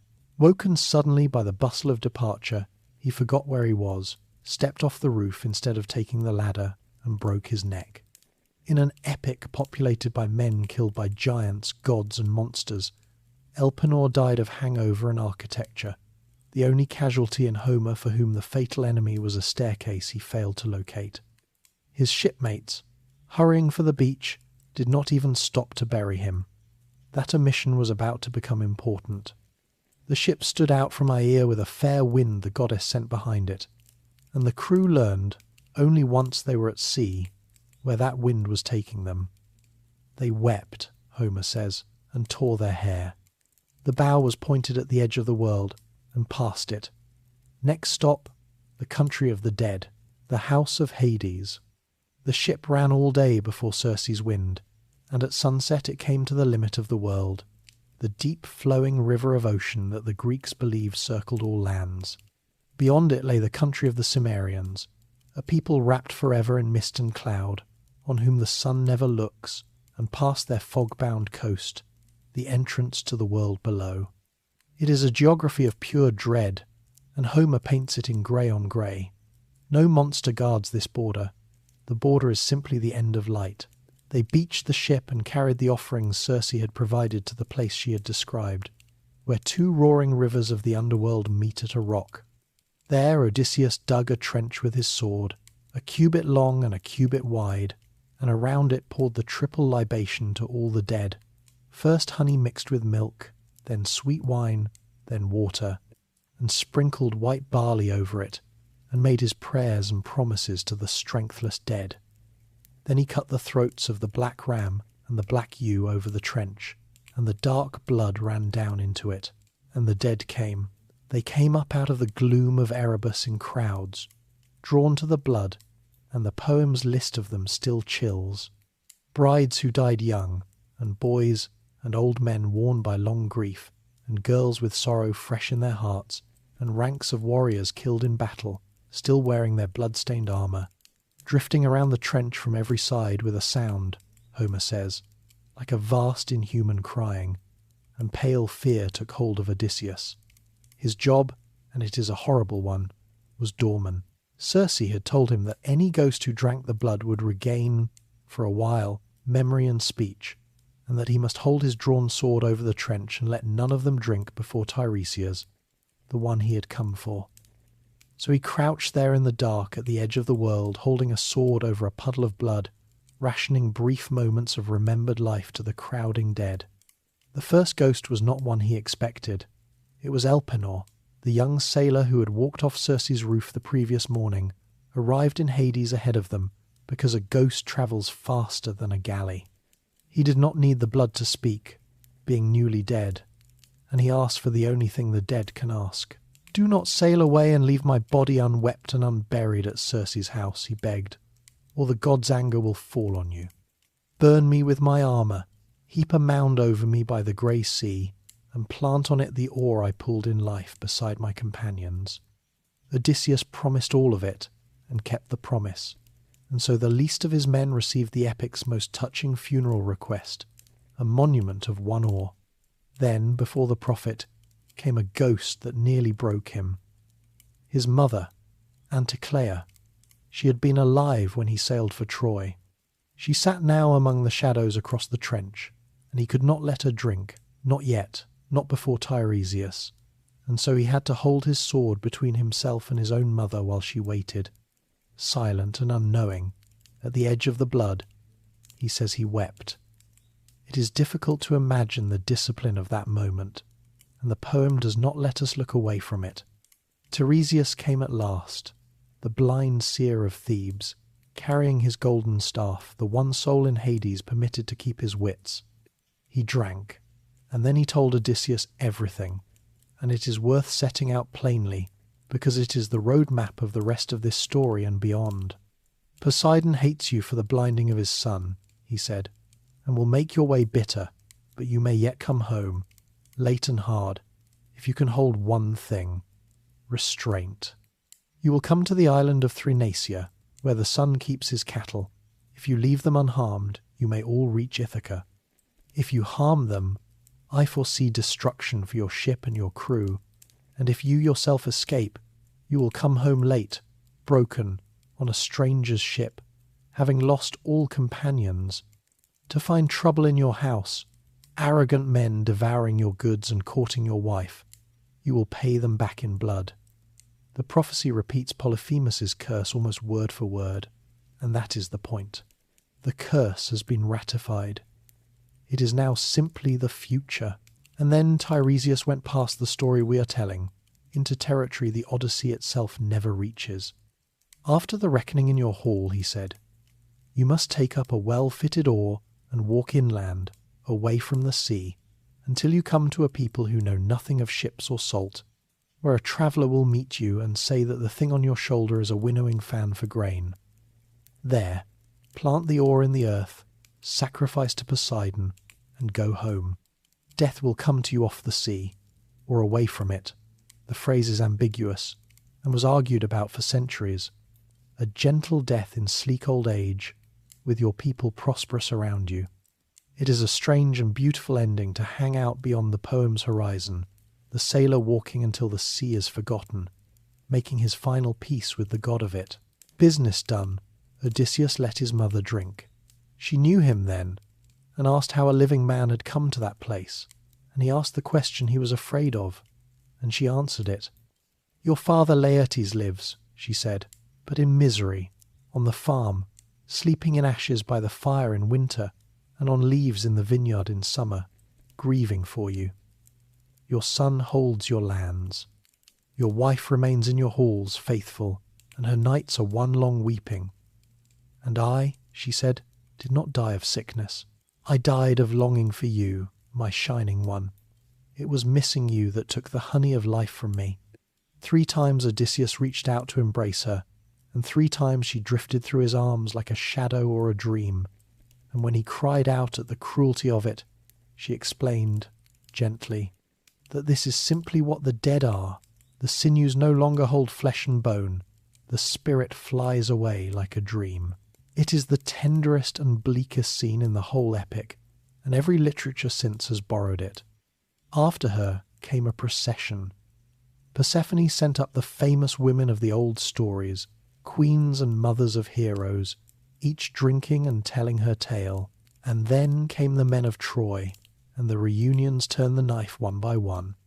Agamemnon the high king came weeping, and told Odysseus what had been waiting for him at home, the bath, the butchery, his wife's hand in it, and gave his bitter advice.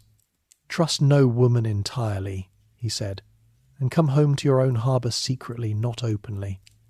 Though your Penelope," he added, "is not such a one.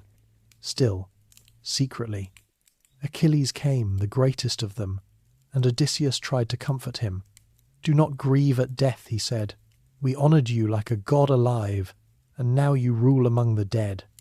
The answer Achilles gave is one of the most famous speeches in Greek literature, and it detonates the entire value system he died for.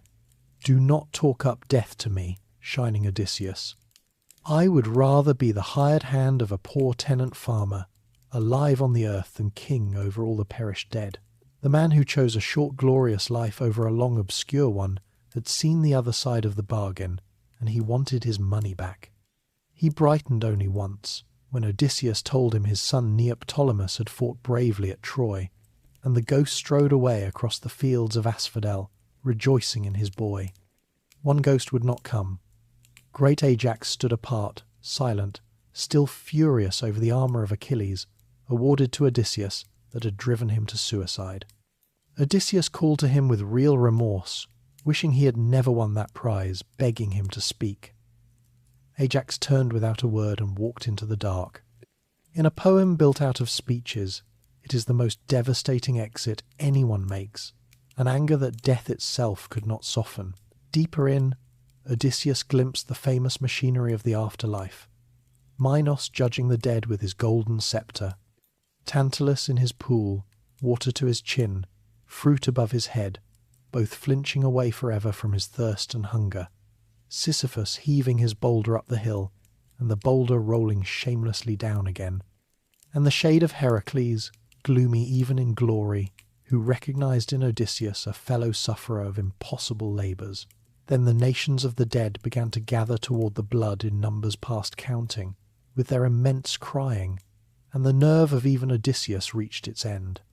Pale terror took him, he says, that Persephone might send up the Gorgon's head out of the dark, and he ran for the ship, and the crew bent to the oars, and the current of ocean, and then a rising wind carried the living out of the country of the dead. He had gone down for directions. He came back up with something else, which every listener of this poem receives along with him. He had seen what everything costs. Glory from the mouth of Achilles. Homecoming from the mouth of Agamemnon. Waiting from the mouth of his mother. The rest of his voyage and everything he endures in it is done by a man who knows the price list. The ship ran east over the grey water, back toward the sun, back toward Circe's island, where a promise to a dead sailor with an oar was waiting to be kept. Sirens, Scylla and Charybdis. They came back to Aea in darkness and slept on the beach, and at dawn they kept the promise made in Hades. They cut Elpenor's body down, burned him with his armour, raised a mound over the ashes by the grey sea, and planted his oar on top of it, exactly as his ghost had asked. Circe came down to the shore with bread and meat and wine, and greeted them with a line that manages to be both warm and unnerving. "Reckless men," she said, "who have gone down alive to the house of Hades. You will be twice dead when everyone else dies once." That night, while the crew slept, she took Odysseus aside, and what she gave him was something no one else on this voyage ever received: a briefing. Item by item, she described every danger on the road ahead, what it looked like, how it worked, and what to do about it.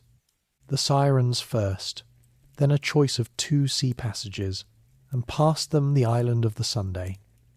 She even told him where his own judgment would fail and what to do about that. It is worth noticing what has happened to this relationship. The witch who turned his men into pigs has become the single most useful ally Odysseus has. He came to her island with a sword and left it with an intelligence report. At dawn they sailed, and the first test came quickly. The wind died to a flat calm, which Circe had predicted, because the Sirens make their own weather. The Sirens were 2 creatures on a flowering meadow of an island, and their weapon was a song.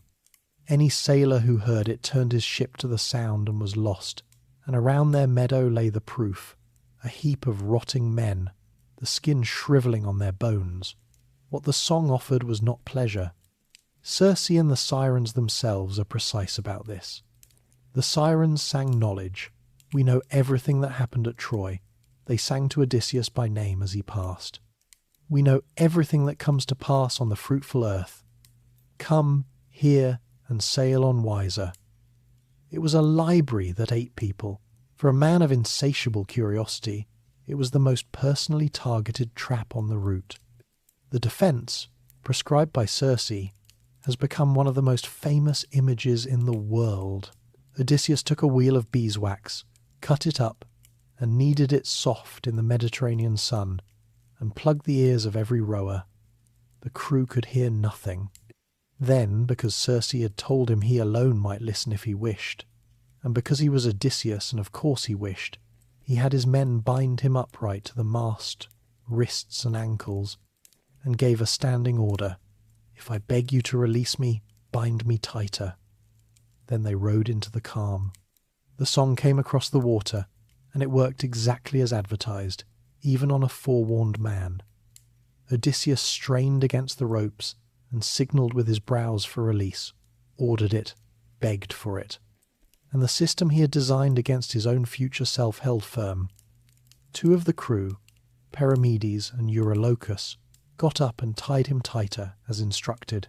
The ship passed, the song faded, the wax came out, the ropes came off. He is the only man in mythology who heard the Sirens and lived, and he managed it by the most modern of methods, making a binding decision while sane about what he would be permitted to do while tempted. Philosophers and economists still call this kind of arrangement a Ulysses contract, using his Latin name, and it is used today in medicine and law, several thousand years after a fictional sailor invented it with rope. Beyond the Sirens, the sea itself began to smoke and thunder, and the crew, hearing it, dropped their oars in terror, and Odysseus walked the deck talking them back to their benches. "We have been in worse," he told them. "This is not more terrible than the Cyclops' cave." It was a carefully selected truth. What he did not tell them, and he admits this to us directly, was what Circe had said about the passage ahead, because there was nothing they could do about it, and men cannot row and despair at the same time.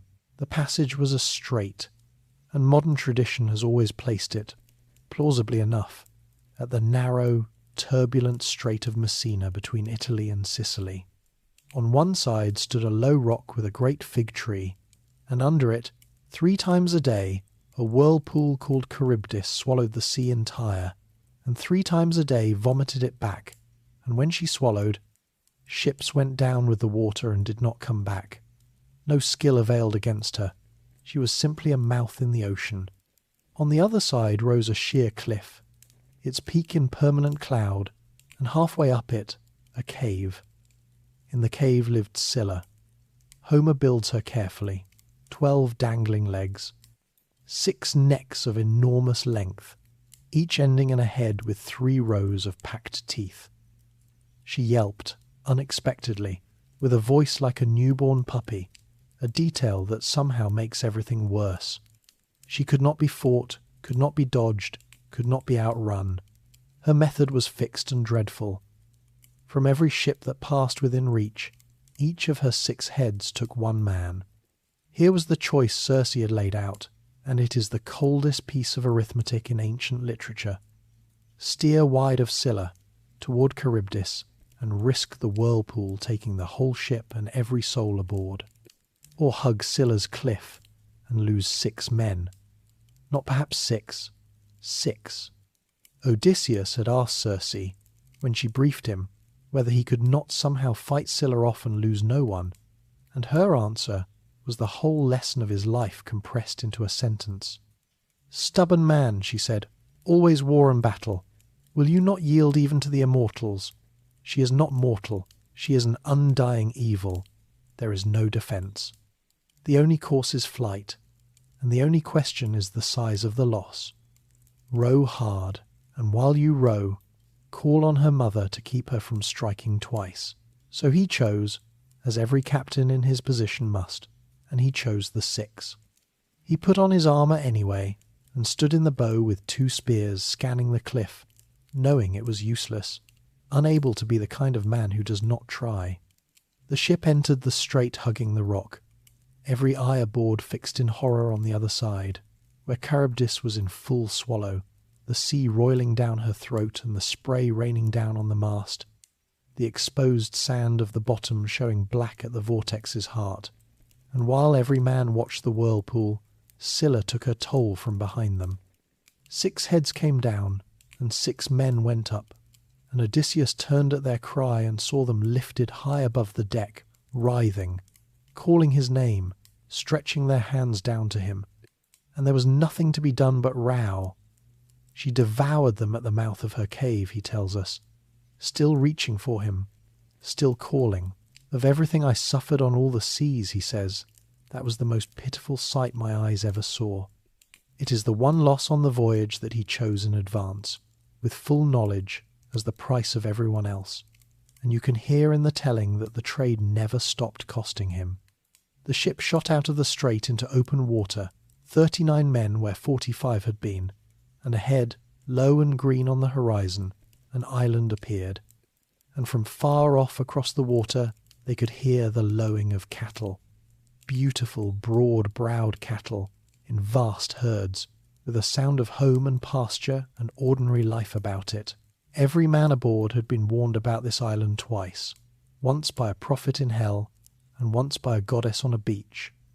The warnings agreed exactly, and the crew was starving, and the cattle were fat, and the 2 warnings and the 1 hunger were about to have it out. The cattle of the Sunday. The island was Thrinacia, and the herds on it belonged to Helios, the sun, the god who sees everything that happens on earth, because looking down at it is, in the most literal sense, his job. 7 herds of cattle and 7 flocks of sheep, 50 head in each, numbers that never grew and never shrank, tended by 2 nymphs, his daughters. Immortal livestock, sacred, inventoried, and under permanent aerial surveillance. There has never been a worse place in world literature to steal a cow. Odysseus did not want to stop there at all. Standing off the coast, he repeated to the crew what Tiresias and Circe had both told him, that this island held the most terrible danger of the whole voyage, and gave the order to row straight past. And for the first time on the voyage, the crew formally refused. Their spokesman was Eurylochus, the second in command, and his speech is mutiny conducted entirely in the language of reasonableness. "You are made of iron," he told Odysseus, "never tired, and we are exhausted men who have not slept. Night is coming, and night winds wreck ships, and you would have us row on into darkness past a safe beach. Let us land, cook supper, sleep by the ship, and sail at dawn." The whole crew shouted agreement, and Odysseus understood, he tells us, that some god was working ruin, because he had lost the argument before it started. He extracted the only concession available. Every man swore a solemn oath. They would touch nothing on the island, not 1 cow, not 1 sheep. They would eat only the provisions Circe had given them, and leave at first light. That night, while they slept on the beach, Zeus sent the storm. It blew from the south for a night, and then it simply did not stop.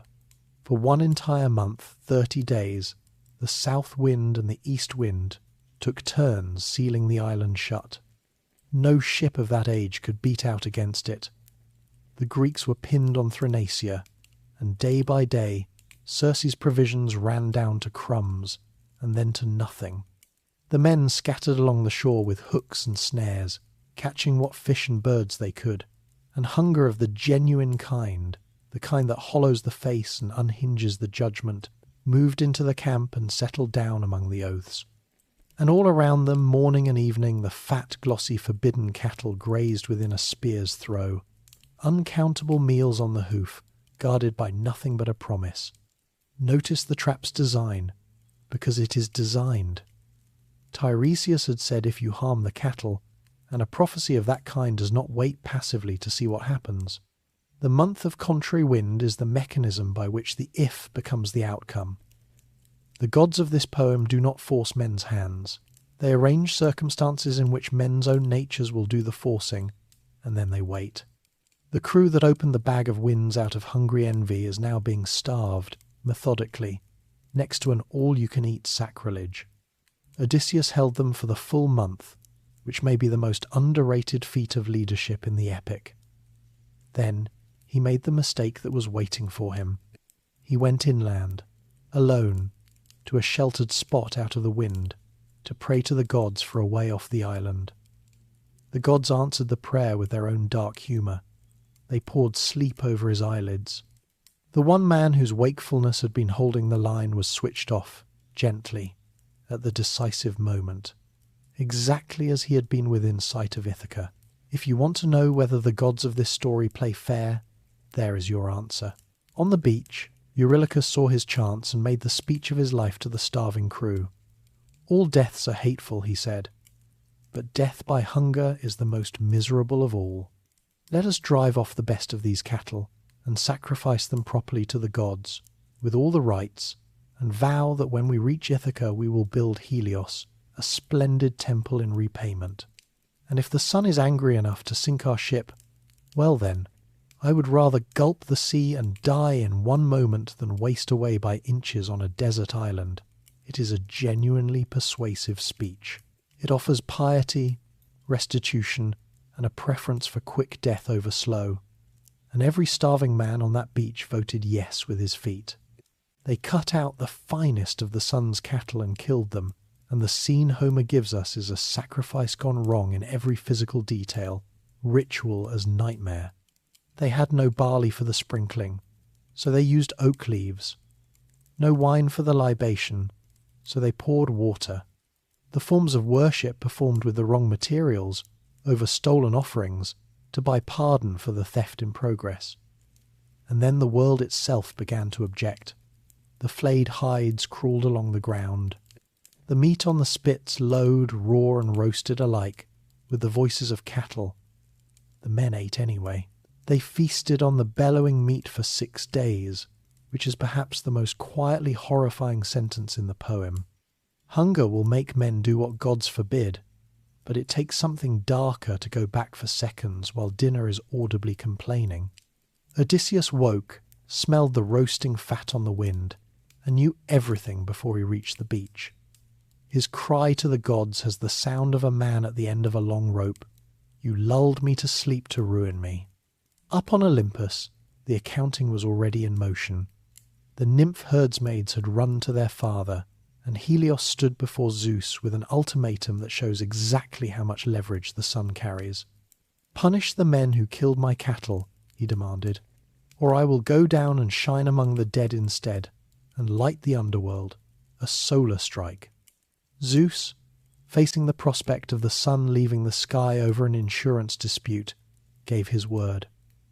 "Sail on, old friend. I will handle the ship personally." On the 7th day the wind finally dropped, and the Greeks launched at once and stood out to sea, and for a little while the island sank astern and hope came back aboard. Then, when they were out of sight of all land, With nothing but sky and water in every direction, Zeus parked a blue-black cloud directly over the ship, and the sea went dark beneath it. The end came with terrible efficiency. A screaming squall from the west snapped both forestays, and the mast went over backward, its rigging crashing into the bilge, and the falling spar struck the helmsman's skull and dropped him dead over the side. Then Zeus threw the thunderbolt. The ship hit amidships, spun and filled with sulphur, and every man aboard went into the water, and Homer gives the crew of Odysseus their final image. Bobbing around the black hull like seabirds on the waves, the god taking away their homecoming, until one by one the sea collected them. Every prophecy, every warning, every oath had come to this. Of the 600 or so who sailed from Troy, the count of the living now stood at 1. Odysseus survived by shipwright's instinct. He lashed the floating mast and keel together with a leather backstay and rode the wreckage like a raft. And then the wind swung to the south and delivered the punchline of the god's cruelty. It blew him backward all night, straight to the strait, straight to Charybdis, and he arrived exactly as she began her morning swallow. The whirlpool took his raft down.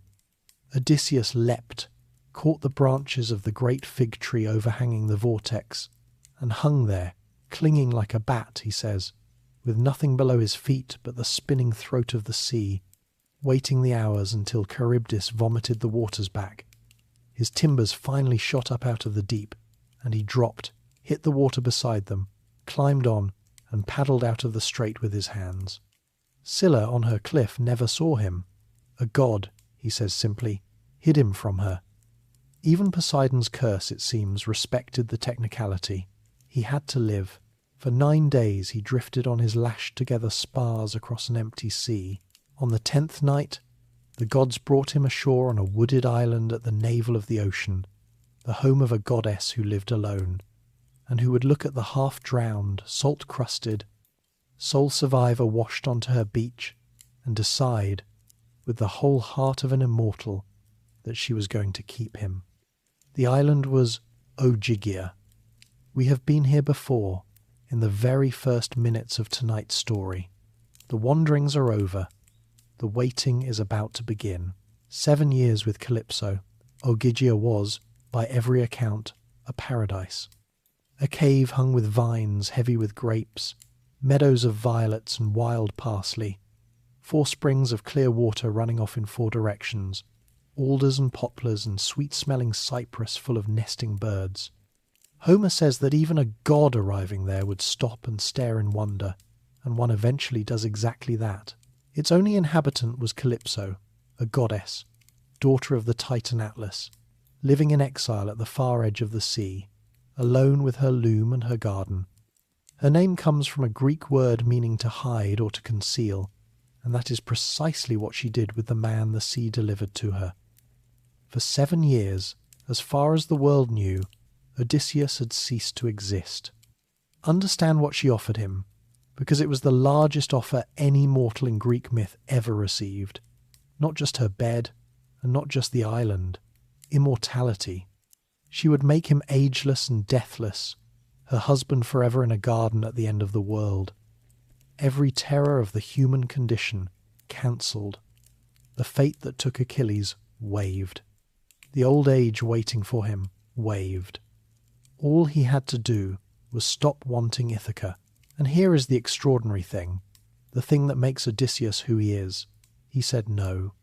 Not once, in a grand dramatic scene, but continuously, quietly, for 7 years, in the only way available to a mortal with no ship, which was to remain in grief. The nights, Homer tells us with his usual honesty, Odysseus spent in the goddess's bed, unwilling beside the willing, because she was a goddess, and he was her guest and prisoner, and the poem does not pretend a captive has clean choices. But the days he spent alone on the headland, sitting on the rocks, looking east across the water, and weeping. 7 years of that. The man of many devices, the escape artist of the age, out of devices, with nothing left of his cleverness but the refusal to be consoled. It is worth pausing on the choice itself, because the poem clearly wants us to. Calypso, when it all comes to a head, puts the comparison to him directly and without malice. "I am telling you," she says, "that if you knew the sufferings still waiting between here and your homeland, you would stay with me and be immortal. And besides," she adds, with an immortal's frankness, "I am surely not inferior to your wife in form or stature. Mortal women cannot compete with goddesses in beauty." Every word of it is true, and Odysseus's answer is the hinge of the whole epic. "Goddess," he says, "I know it. All of it is just as you say. Wise Penelope is less than you to look upon, for she is mortal and you are deathless and unaging. But even so, what I want, every day, is to go home and to see the day of my return. And if some god wrecks me again on the wine-dark sea, I will bear it. I have suffered much already. Let this be added to the rest." Read that answer again slowly, because it is one of the great statements of what it means to be human. He does not pretend the island is not beautiful, or the goddess not superior, or the sea not dangerous. He concedes every point, and chooses Ithaca anyway. He chooses a mortal wife over an immortal lover, an old age over an eternal youth, a difficult real life over a perfect suspended one. The lotus in section 6 erased the desire for home from the outside. Calypso's offer tests whether that desire can dissolve from the inside, given 7 years of paradise to soak in. It cannot. Scholars sometimes say the whole Odyssey is contained in this one scene, and they are not wrong. It is the story of a man who was offered everything, and asked instead for his own life back. The rescue, when it finally came, started far away, in a committee meeting. On Olympus, with Poseidon conveniently absent, feasting with the Ethiopians at the edge of the world, Athena raised the case of Odysseus before Zeus and the assembled gods. Her speech is a masterpiece of targeted indignation. "What is the point," she asked, "of any king being gentle and just if this is his reward? Odysseus rots on an island, held by a nymph, weeping for a home he cannot reach, and his son is now in danger too, for the suitors on Ithaca are plotting to murder the boy." Zeus, prodded, agreed that the time had come, and the machinery of fate finally turned. Hermes, the messenger, was dispatched across the sea, skimming the waves like a seabird, to deliver to Calypso the decision of the management. The scene between the two immortals is one of Homer's finest. Hermes arrived at the lovely cave, found the goddess weaving and singing, cedar and juniper burning fragrant on her hearth, and Odysseus, as ever, off on the shore crying. Over refreshments, because even divine ultimatums observe hospitality, Hermes delivered the message. Zeus says the man must go. It is not fated that he die here. His destiny is to see his people and his home. And Calypso's reply, before she yielded, is the closest thing in Homer to a feminist protest lodged on Olympus 2,700 years early. "You gods are jealous," she said, "and merciless. You male gods take mortal women whenever you please, but let a goddess love a mortal man, and you begrudge it every time." And she listed the precedents like a lawyer, goddesses whose mortal lovers the gods had struck down. "And now you envy me my man whom I saved, riding his keel alone in the sea after Zeus himself had smashed his ship. Very well. Let him go, if Zeus commands it, but I cannot send him. I have no ships, no crews. I can only give him advice, and hide nothing." She kept her word with a grace that redeems her whole captaincy of that island. She found Odysseus on the shore and told him to grieve no more. She was sending him home, and his first reaction was pure Odysseus. He did not believe her. He refused to set foot on any raft until she swore the great oath of the gods that this was not some new trick against him. And Calypso smiled, stroked his cheek, called him incorrigible, and swore it. By the Styx, the oath no god can break. That evening they dined together a last time, she on ambrosia, he on mortal food, and she made her final offer of immortality, and heard his final answer, and let it be. Then, for 4 days, the goddess and the man built a boat. She gave him a great bronze axe and an adze, and led him to the tallest trees on the island, alder and poplar and fir, long dead and dry, the best wood for floating. He felled 20 of them, trimmed and smoothed, and joined them with pegs and mortises, decked the craft, stepped a mast, hung a steering oar, and fenced the sides with willow against the waves. And Calypso brought cloth for the sail and provisioned the boat with water, wine, grain, and cooked meats. Homer, whose audience knew boats the way we know cars, lingers lovingly over every joint and plank. This is important. The last ship of Odysseus was not given to him. He built it, with his own hands, plank by plank, the king becoming carpenter to earn his way back into the world. On the 5th day she bathed him, dressed him in fragrant clothes, sent a warm, fair wind behind him, and stood on the shore of her hidden island and watched the raft dwindle east. She had loved him for 7 years and released him in 4 days, and of all the beings who ever held Odysseus against his will, she is the only one the story allows a broken heart. Odysseus sailed alone for 17 days and nights, never sleeping, steering by the stars she had named for him, keeping the Great Bear on his left hand as instructed. On the 18th day, a coastline rose ahead, like a shield laid on the misty sea. The land of the Phaeacians, his last stop before home, though he did not know it.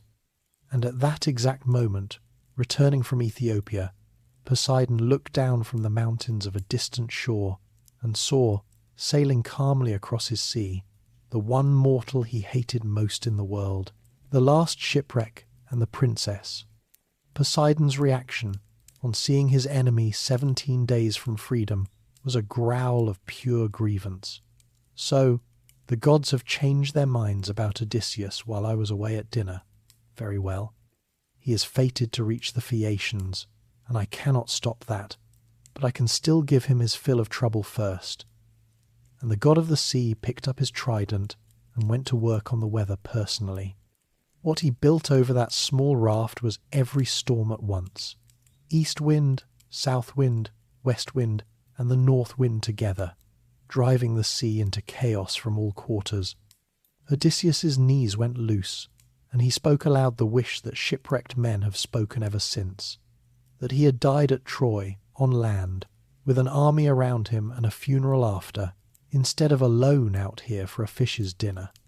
A wave broke the steering oar from his hands, snapped the mast and blew him bodily off the raft, and his heavy sea clothes dragged him far under before he fought back to the surface, spitting brine, and hauled himself onto the disintegrating platform of logs. His rescue came from an unexpected quarter of the sea.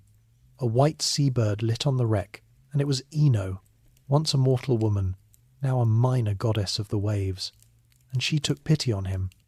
Her advice was drastic. "The raft is finished," she said. "Strip off those clothes, take my veil, wind it around your chest and swim. It cannot sink you, and when you reach land, throw it back into the sea and look away." Odysseus, being Odysseus, suspected a trap even in mid-catastrophe, and decided to stay with the raft as long as 2 planks held together, which shortly they did not. A comber the size of a hillside blew the timbers apart like chaff. He rode a single beam like a horse, stripped, bound the veil around himself, and went into the sea. He swam for 2 days and 2 nights in the swell, kept alive by the veil and by Athena, who quietly flattened the winds and put a steady northern push behind him. When at last he raised the coast, it nearly killed him. There was no harbour, only reefs and cliffs with the sea exploding white against them, and his first attempt to land ended with a wave hurling him onto a rock face, where he clung with torn hands until the backwash ripped him off and dragged him out again, leaving his skin on the stone the way an octopus leaves pebbles stuck to its suckers when you pull it from its hole. That is Homer's image, not mine, and it's been making listeners wince for 2,700 years.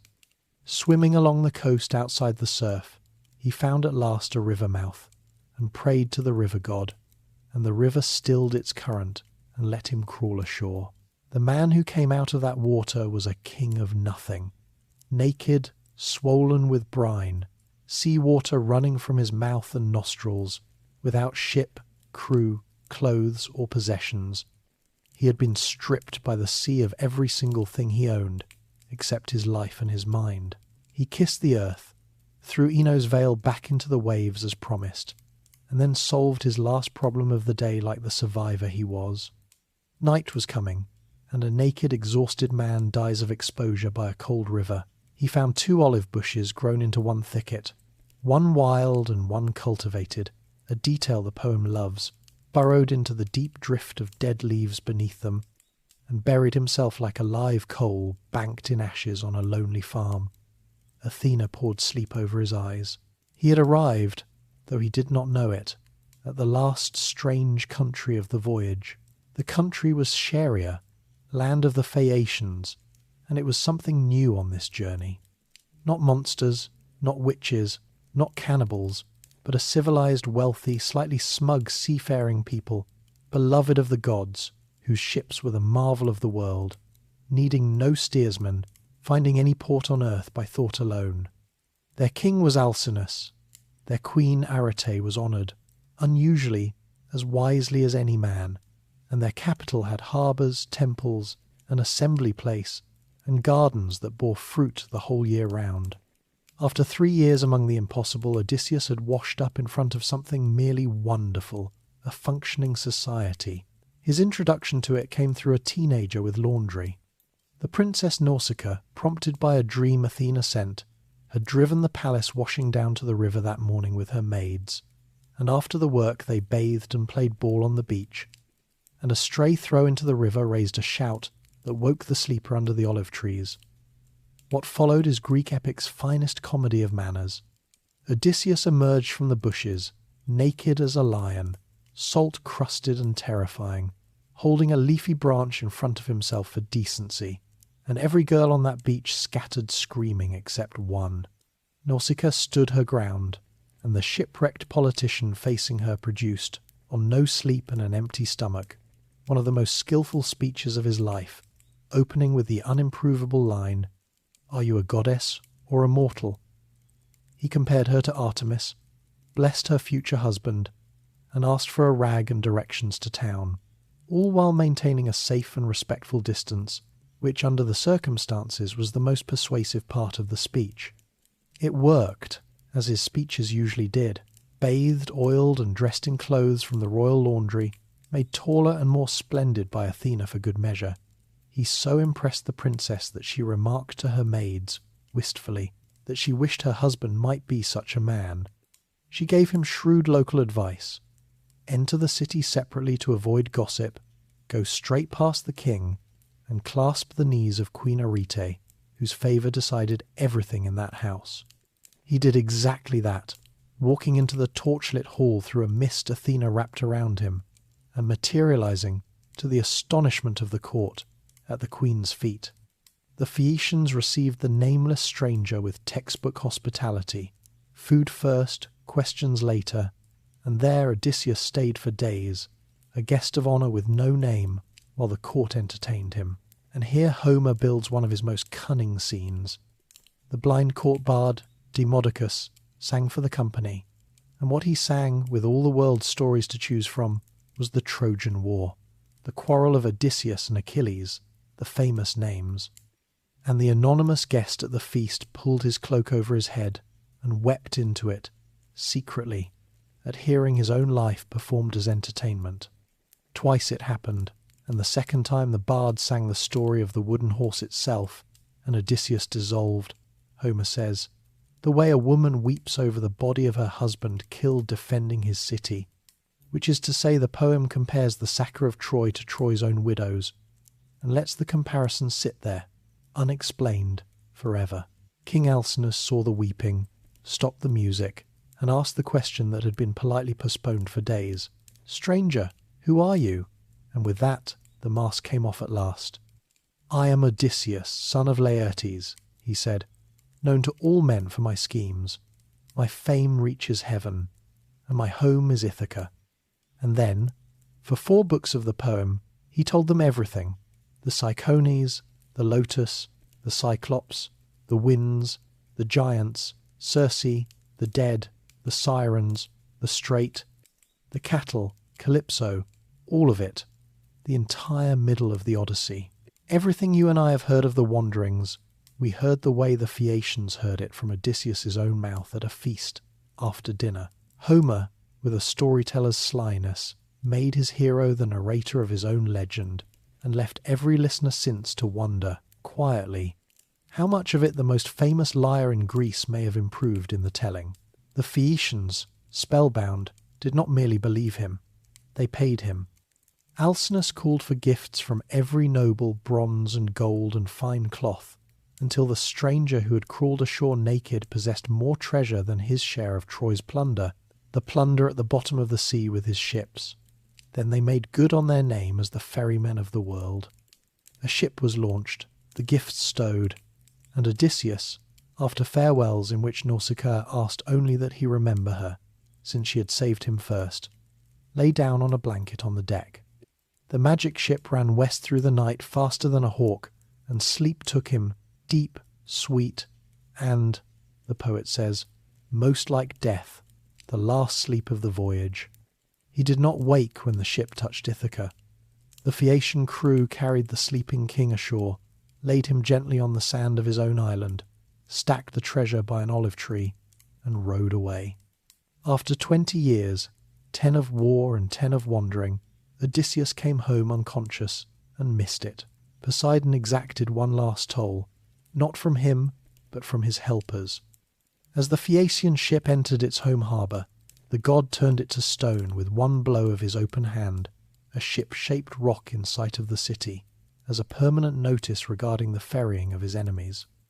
Alcinous, watching, remembered an old prophecy and instituted a policy change on the spot regarding rides for strangers. The last door on the sea road closed. On the beach of Ithaca, the sleeping man began to stir.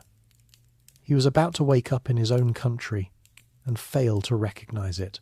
The beggar of Ithaca. Odysseus woke on the sand and did not know where he was. Athena had wrapped the coast in mist, partly for his protection and partly, one suspects, because she enjoyed what came next. He looked around at the harbour, the olive tree, the hills of his own childhood, and groaned aloud that the Phaeacians had cheated him and dumped him in yet another strange land. And he counted his treasure to see what they had stolen, which was nothing. There is something perfect in it. The man had imagined this homecoming for 20 years, and when it finally happened, he slept through the arrival and then failed to recognize the destination. A young shepherd appeared through the mist, and Odysseus, instantly and by reflex, lied to him.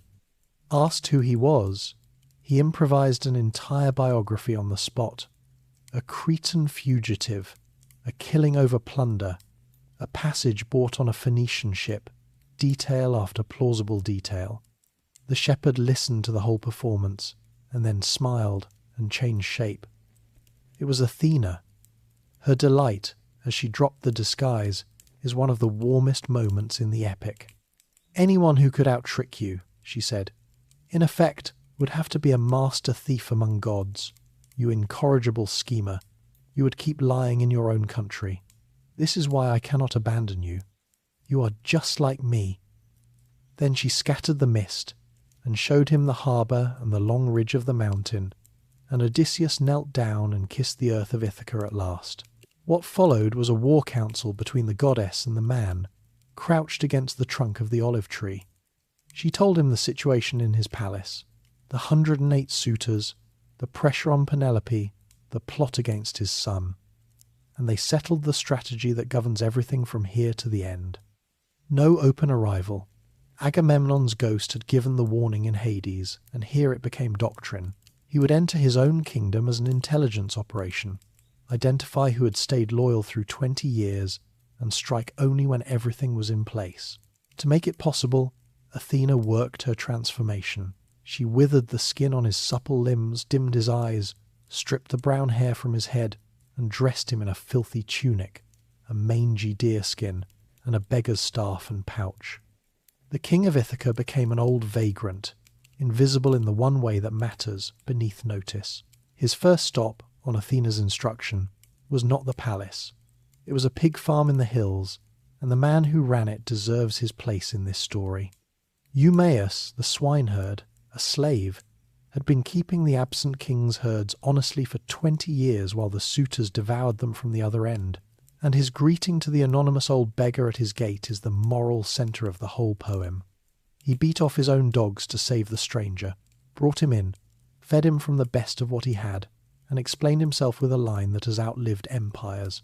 "All strangers and beggars," he said, "come from Zeus, and a gift, though small, is welcome." The disguised king spent days in that hut, testing the man from every angle, and found nothing but loyalty.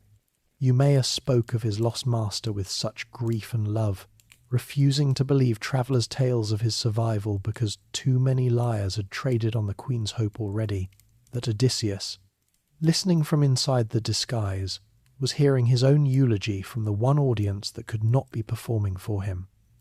There are worse ways to learn what your life amounted to. Meanwhile, the poem's other thread came home. Telemachus had been abroad these past weeks, and his journey matters enough to tell briefly. Prodded by Athena at the very start of everything, the boy who had grown up fatherless had sailed to the mainland to seek news, and the trip had been his education. In sandy Pylos, old King Nestor had received him with overwhelming hospitality and war stories. In Sparta, Menelaus and Helen themselves, restored and uneasily domestic, had told him of his father's exploits, and Menelaus shared the one piece of hard intelligence in the whole Greek world, gathered from a shape-shifting sea god in Egypt, that Odysseus was alive, held on an island by a nymph. The boy who left Ithaca a passive, hopeless teenager was returning as something else, a young man who had sat with kings, been recognized as his father's son, and learned to speak and act, which was fortunate, because the suitors had laid an ambush for him, a ship of armed men waiting in the strait to murder him on the way home. Warned by Athena, he sailed a different course by night, landed on a far beach, and, as the goddess arranged it, walked up to the hut of Eumaeus while the swineherd and the old beggar sat at breakfast. Eumaeus wept over the boy like a father over a son come back from the dead, which tells you who had actually raised him. And then the swineherd was sent off to the palace with a message for Penelope, and the beggar and the young man were alone. Athena appeared, visible only to Odysseus, and touched him, and the disguise fell away, the rags becoming clean clothes, the years dropping off, and Telemachus, seeing the transformation, concluded reasonably that he was facing a god. "No," said Odysseus, and the line lands after 20 years of ocean. "No, God, I am your father, for whose sake you have grieved and suffered and endured the violence of men." Telemachus did not believe him at first, which is its own kind of heartbreak, and then belief arrived all at once, and the two of them broke down together, crying, Homer says, more piercingly than eagles robbed of their young, and they would have wept until sunset if the work had not been waiting, because the reunion turned, almost immediately, into a staff meeting. Odysseus laid out the arithmetic. 2 of them, over 100 suitors. Telemachus, to his credit, raised the obvious objection that the odds were insane, and his father answered with the only allies that mattered, Athena and Zeus. The plan was set. The beggar disguise would go back on. Telemachus would return to the palace and reveal nothing, not even to his mother. At the right moment, on a signal, he would quietly remove the weapons that hung on the walls of the great hall and lock them in the storeroom, leaving arms for just the 2 of them. And no matter what abuse the disguised king suffered in his own house, the son would swallow his rage and let it happen. So the next morning, Telemachus went home to his anxious mother, and behind him, along the mountain path, came the swineherd and a broken-down old beggar, walking toward the palace of Odysseus. At the courtyard gate, they passed a rubbish heap, and on the rubbish heap something stirred. It was a dog, an old dying dog, abandoned on the dung, too weak to rise, crawling with vermin. His name was Argos. Odysseus had bred and trained him as a puppy 20 years before, and sailed for Troy before ever hunting him. The young men had taken him out in the old days, after wild goats and hares, and then the years had passed and no one cared, and now he lay on the heap at the gate. and as the beggar approached, the old dog knew him. Through the rags, the wrinkles, the 20 years, past a disguise woven by a goddess that would fool every human being in the palace, Argos knew his master. He had no strength to come closer. He dropped his ears and wagged his tail. Odysseus saw it, and could not react. One gesture toward the dog and the disguise, the plan, the lives of his family were at risk. He turned his face away from Argos and flicked away a tear where Eumaeus could not see, and asked, in a stranger's casual voice, whose dog that was lying there, and had he been any good in his day. "Fine dog once," said the swineherd, "the fastest thing in the woods before his master sailed and died far away. And now the women neglect him," and they walked on past, into the courtyard, master and dog pretending, for the mission, not to know each other. And Argos, says Homer, having seen Odysseus again in the 20th year, closed his eyes and died.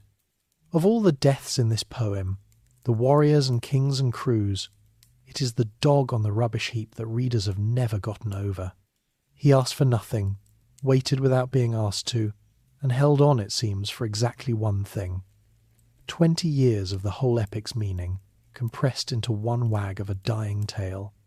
The beggar wiped his face, gathered his rags, and stepped over his own threshold into a hall full of the men who were eating his kingdom and courting his wife. Every one of them was armed with youth, numbers, and confidence. He was armed with a stick and a lie. It was enough. It was, in fact, considerably more than enough. But they had a few days left before they found that out. Inside the occupied palace, the great hall that Odysseus entered as a beggar was the heart of his own house, and it is worth walking through it slowly, as he did, because the world it belonged to is one we can actually reconstruct. Archaeologists have dug palaces of this age out of the Greek earth, at Mycenae, at Pylos, at Sirens, and their centrepiece was always the same room Homer describes, the Megaron, a long rectangular hall with a great round hearth burning at the centre, 4 columns around it holding up the roof, a vent above for the smoke, and the king's seat against the wall. Feasting benches lined the sides, the walls were plastered and painted, and the floor of Odysseus's hall, at this particular moment in history, was crowded with 108 uninvited men eating his pigs. Since we have arrived, at last, at a Bronze Age palace in something like peacetime, let us take a moment to look at the people of this world, from the top of it to the bottom, because the poem itself is built out of their differences. At the top sat the kings and the landed nobles, the basileus, men like Odysseus and the suitors' fathers, whose wealth was counted not in coin, which did not yet exist, but in land, livestock, bronze, and stored treasure, tripods, cauldrons, and fine cloth given and received as gifts. Their days, as Homer paints them, were feasting, hunting, athletics, assembly politics, and war, and their wives ran large productive households and commanded the storerooms. Such men wore a tunic of fine wool or linen, with a great cloak pinned at the shoulder, and a princess dressed in layered flounced skirts and bright-dyed fabrics, gold at the ears and wrists. Below them came the farmers and herdsmen with their own plots, the craftsmen, smiths, potters, and shipwrights, and a class the poem treats with special respect, the travelling professionals, the seer, the healer, the carpenter, and the bard, welcome at any door because their skills moved with them. Below these were the Thetes, free but landless labourers who hired out for wages and whom Achilles' ghost named as the very bottom of free existence. And below them the slaves, mostly women taken in raids, grinding the endless daily grain, weaving, carrying water, though a trusted few, like Eumaeus with his pigs and the old nurse Euryclea, ran their departments with real authority and were spoken of almost as family. Everyone, high and low, lived on the same trinity, barley and wheat for bread and porridge, wine always cut with water, and olive oil for food, lamp and skin, with figs, cheese, onions, and legumes alongside. The endless roast meat of Homer's feasts was the luxury of the great house, and even there it marked an occasion. Meat meant sacrifice, and sacrifice meant the gods got the smoke and the savour while the mortals, by a convenient arrangement negotiated in myth by Prometheus himself, got the dinner. Into this world, at the bottom of it, stepped its rightful owner, dressed as the lowest thing a free man could be, and began systematically begging from the men at his own tables. It was reconnaissance disguised as poverty. Moving man to man with his palm out, he was measuring each suitor, sorting, Homer says, the decent from the vicious, though the sorting would change nothing in the end, and the suitors obliged him by identifying themselves. Their ringleader was Antinous, the most arrogant of the pack, and where the others tossed the old beggar scraps, Antinous picked up a footstool and threw it, striking him at the base of the right shoulder. The hall went quiet at that. Even by the suitors' standards, striking a beggar was dangerous business, for exactly the reason one of them nervously spoke aloud. The gods, everyone knew, walked the earth disguised as strangers and beggars, observing the justice and violence of men.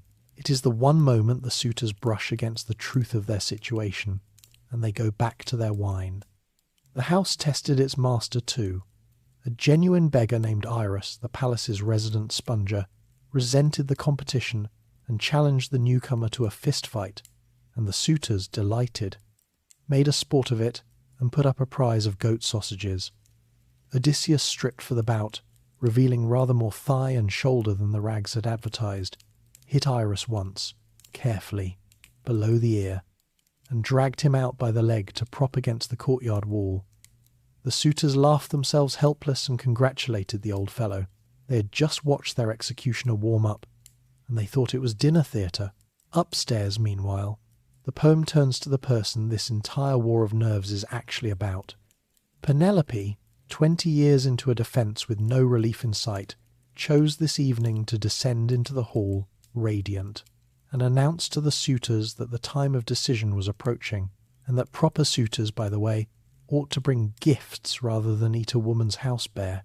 The suitors scrambled to send home for robes and gold, and Odysseus, watching from his corner in his rags, rejoiced quietly at the performance. Whether she somehow sensed something that night, or whether 20 years with this woman simply taught him what her manoeuvring looked like, the beggar in the corner recognized a fellow professional. Their interview came late that night, by the fire, when the hall had emptied, the queen and the stranger, husband and wife, one of them knowing it. She asked who he was, and he spun a Cretan tale again, but this time laced with truth, claiming to have hosted Odysseus himself long ago, and describing, to prove it, the very clothes and the golden brooch her own hands had chosen for him 20 years before. Penelope wept at the description. The snow melting on the mountains is Homer's image, and the man who caused the tears sat beside her, and in that hall of enemies could not comfort her, keeping his eyes, the poem says, hard as horn or iron behind their lids. He fed her hope in measured doses, swearing that Odysseus was alive, near, and coming. She could not let herself believe it. Hope, for this woman, had become the enemy, the thing that had been picking her wounds open for 2 decades. Then she did him a kindness that nearly ended everything. She called for the old nurse to wash the honoured stranger's feet, and the nurse was Euryclea, who had raised Odysseus from infancy. He realized the danger a half-second too late. Above his knee ran a long scar, taken in boyhood from a boar's tusk while hunting on Parnassus with his grandfather, and every servant of the old household knew it. He twisted toward the shadows, but the old woman's hands found the scar in the water, and she knew it instantly, and knew him, and her eyes flew to Penelope's face, and her lips opened to cry out. Odysseus's hand closed on her throat. "Mother," he whispered, "you will destroy me. Not a word, or you die with the rest." The old woman, iron under the wrinkles, swore herself silent, and finished washing the feet of the boy she had nursed, saying nothing, while the queen sat a few steps away, wrapped in her own sorrow, noticing none of it, because Athena, the poem says, turned her thoughts aside. Before they parted, Penelope told the stranger 2 things. The first was her dream, 20 geese in the yard slaughtered by an eagle, and the eagle speaking with her husband's voice, and the beggar assured her the dream needed no interpreter. The second was a decision. She could hold out no longer, she said. Tomorrow she would set the suitors a contest, her husband's old game. She would bring out his great bow and line up 12 axes as he used to, and the man who could string the bow and shoot an arrow through the 12 would have her, and she would leave this house forever. The beggar leaned forward and told her to hold the contest without delay. Odysseus, of the many devices he promised, would be there before any of these men ever strung that bow. That night, the king lay sleepless in the entryway of his own palace, listening to the giggling of the disloyal maidservants slipping out to the suitors' beds. His heart, Homer says, growling inside him like a dog over her pups, and he slapped his own chest and spoke to his heart directly. Endure, heart. You endured worse the day the Cyclops ate your comrades. And the heart obeyed and endured and waited for morning, which was going to be quite a day, the contest of the bow. The day of the contest arrived dressed as an ordinary day, a feast day of Apollo, as it happened, the archer god, which no one in the hall seems to have found ominous, though they were about to. The suitors trooped in as usual, slaughtered the animals as usual, and settled to their eating, and the omens began stacking up around them unnoticed. A seer among them, Theoclymenus, looked at the laughing company and suddenly saw them as they would shortly be, shrouded in night, the walls dripping blood, the porch full of ghosts hurrying down to darkness, and he said so, out loud, and left the building. The suitors laughed and suggested the man needed an escort, since he apparently could not tell day from night. There is a special quality to the laughter of men whose luck has already run out, and Homer lets us listen to it all morning. Then Penelope went to the storeroom. Homer slows the poem down for this, and we should too. She took the bent bronze key with its ivory handle, opened the doors of the innermost chamber where the treasures lay, and lifted down from its peg the great bow of Odysseus in its shining case, a legendary weapon with a history of its own, given to the young Odysseus by a friend later murdered by Heracles, and never taken to Troy, kept at home all these years in memory of that friendship. The queen sat down with the case across her knees, took out her husband's bow, and cried over it for a long time. Then she dried her eyes, walked down into the hall full of feasting enemies, and announced the terms. The bow of Odysseus, 12 axes set in a line as he used to set them. Whoever strings the bow most easily and shoots through all 12, I will follow him from this house. Telemachus dug the trench and planted the 12 axes in a dead straight line, to everyone's surprise, including possibly his own, and the contest began. Now, about that bow, because the physics of the scene is the whole point of the scene. This was a composite recurve bow, a laminate of wood, horn and sinew, and such bows, when unstrung, curl backward against their draw direction. Stringing one is a feat of technique as much as strength, requiring the archer to bend the whole stiff spring of the weapon against its nature far enough to slip the loop over the nock, and a heavy war bow of this kind simply cannot be strung by an untrained man, however large his shoulders. The suitors were about to take a public examination, designed by the absent examiner, in a skill exactly none of them possessed. Whether Penelope understood this perfectly well is a question the poem leaves glinting quietly on the table. The first suitor to try, a decent one, as it happens, could not budge it. The bow, Homer says, wore out his hands as he worked it uselessly back and forth. Antinous, sensing a public relations problem developing, called for grease and a fire, and the suitors warmed and larded the weapon and tried it in relays, and one after another, the leading men of Ithaca strained, sweated, and failed in front of the woman they proposed to carry off. Eventually even Antinous surrendered to prudence, proposing they adjourn the contest to another day, today being, after all, the feast of Apollo, and who shoots arrows on the archer's holiday. It was gracefully done. It was also, though he could not know it, the last good idea of his life, because while the nobility failed at the bow, the beggar in the corner had been running the final errand of his long game. He had slipped out to the courtyard after two men he had spent days quietly evaluating, Eumaeus the swineherd and Philoetius the cowherd, both grieving for their lost master within his hearing, and put the question to them plainly. If Odysseus were suddenly to appear right now, whose side would you take? Both answered without hesitation, and Odysseus said, "Then look at me," and showed them the scar. The two herdsmen wept over him, kissing his head and shoulders until he had to shush them, and received their orders. Eumaeus was to put the bow into the beggar's hands, whatever anyone shouted, then tell the women to bolt the doors of their quarters and stay inside no matter what they heard. Philoetius was to lock and lash the courtyard gate. The exits of the great hall of Odysseus were quietly closing, one by one, while its occupants argued about archery. Back inside, the beggar spoke up. "Just to try my hands," he said, "to see if there is any of the old strength left in these rags." The suitors erupted, Antinous threatening him with mutilation, but Penelope insisted the stranger be given his chance. Was he not a guest? Telemachus then did something new. He overrode his own mother, in public, sending her upstairs to her weaving with the crisp announcement that the bow was men's business and his above all, since the power in this house was his. Penelope, startled, obeyed, taking the stairs to her room, where Athena poured sleep over her. She would sleep, mercifully, through everything that followed. And Eumaeus, running a gauntlet of abuse, carried the great bow across the hall and set it in the beggar's hands.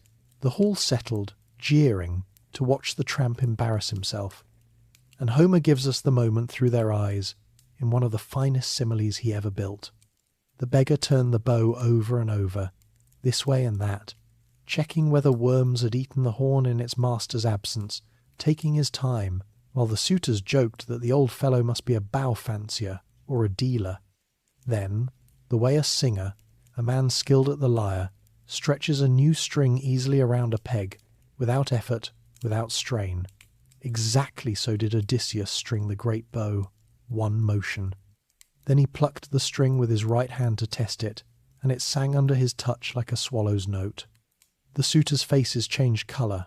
"Altogether," Homer says, and at that precise moment Zeus thundered out of a clear sky, and the beggar smiled at the omen. He was already holding an arrow. He did not stand up, did not pose, did not even set his feet. Sitting on his stool, he laid the shaft on the bridge of the bow, drew string and notched arrow straight back, and sent it through the helve sockets of all 12 axes. First shot, end to end, not grazing one. Then, into the silence, he spoke to his son. "The stranger has not disgraced you," he said. "My strength is unbroken, whatever these gentlemen thought of me. And now it is time to serve these Achaeans their supper, while there is still light, and after it, some other entertainment, with song and lyre, the crowning graces of a feast. It is the coldest dinner invitation in Western literature, and only 2 people in the room understood it." Telemachus heard the signal, hung his sword at his side, took his spear in his fist, and moved to stand beside the ragged man on the stool, armed and glittering. Odysseus stripped off his rags in one motion, and leapt up onto the great threshold, the high stone door-sill commanding the whole hall, the bow in his hand and the quiver's arrows poured out at his feet. "Now," he said, "that game is over, and there is another target, one no man has hit before." And every door was locked, and the walls, thanks to the sun's quiet work with the armoury, hung bare of weapons, and 108 men looked up from their tables at the archer, standing between them and the only way out, and understood, at last, whose house they had been eating in, the reckoning and the olive-tree bed. The first arrow went to Antinous. He was lifting a golden 2-handled cup of wine to his lips, and death, Homer observes, was the last thing on his mind. For who at a feast, among so many companions, would imagine one man attacking a crowd? The arrow took him through the throat, and the cup fell, and the suitors sprang up in a roar, scanning the bare walls where the shields and spears had always hung, and shouting at the beggar that he had just killed the noblest young man in Ithaca by accident, and would die for it. They still thought it was a mishap, Odysseus corrected them. "You dogs," he said. "You never thought I would come home from Troy. You wasted my house, courted my wife while I lived, and feared neither the gods nor any human vengeance. Now the cords of destruction are fastened around every one of you." The suitors' spokesman, a smooth man named Eurymachus, tried the only two tools he had. First negotiation, blaming everything on the conveniently dead Antinous and offering full restitution, 20 oxen apiece, bronze and gold, until the king's heart was soothed. Odysseus refused it flatly. "Not for your whole inheritances," he said. "Would these hands stop before every trespass is paid for?" Then Eurymachus tried the sword, calling the others to charge with tables for shields, and got as far as one step. The battle that followed filled the hall, and the poem does not rush it. Odysseus shooting man after man from the threshold while the arrows lasted. Telemachus running to the storeroom for armour and spears for their side. The loyal swineherd and cowherd fighting beside their master. 4 men against the mob. There was one breach, a treacherous goatherd who found the armoury door and began arming suitors, 12 of them, before he was caught in the act. Trust, and hauled up a pillar to wait for later. And there was one intervention. Athena joined the fight, first in disguise, then raising her aegis, her terrible storm shield, from the rafters, and the suitors stampeded down the hall like cattle under a maddening fly, and the 4 hunters followed them, striking, and the floor of the great hall ran and smoked with blood. Homer, who had watched men die at Troy for one whole epic already, spares nothing here, and permits exactly 2 survivors. The bard, Phemius, who had sung for the suitors under compulsion, spared because a singer is sacred, and the herald Medon, who had minded the young Telemachus, found hiding under an ox-hide and hauled out trembling. Everyone else, all 106 remaining, ended in the hall they had feasted in. The priest among them, who clasped the king's knees and begged, was refused, on the grounds that a chaplain to that company had certainly prayed for the king's death. When it was done, Odysseus stood among the bodies, spattered, Homer says, like a lion come from feeding, and forbade the old nurse her cry of triumph over the dead. "It is unholy," he said, "to gloat over slain men. The gods and their own hard deeds destroyed these." Then came the grimmest housekeeping in ancient literature.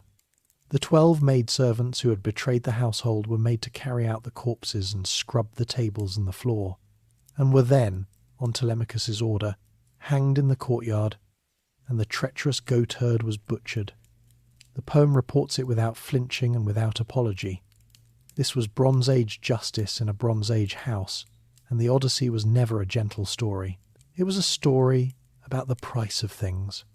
The hall was fumigated with sulphur and fire, and the loyal women poured out of their quarters and embraced their master. And upstairs, at last, old Eurycleia climbed to the queen's chamber, cackling with joy to deliver the news she had been strangling for days. "Wake up, child, he is here. Odysseus is home, and the suitors are dead." And Penelope did not believe her.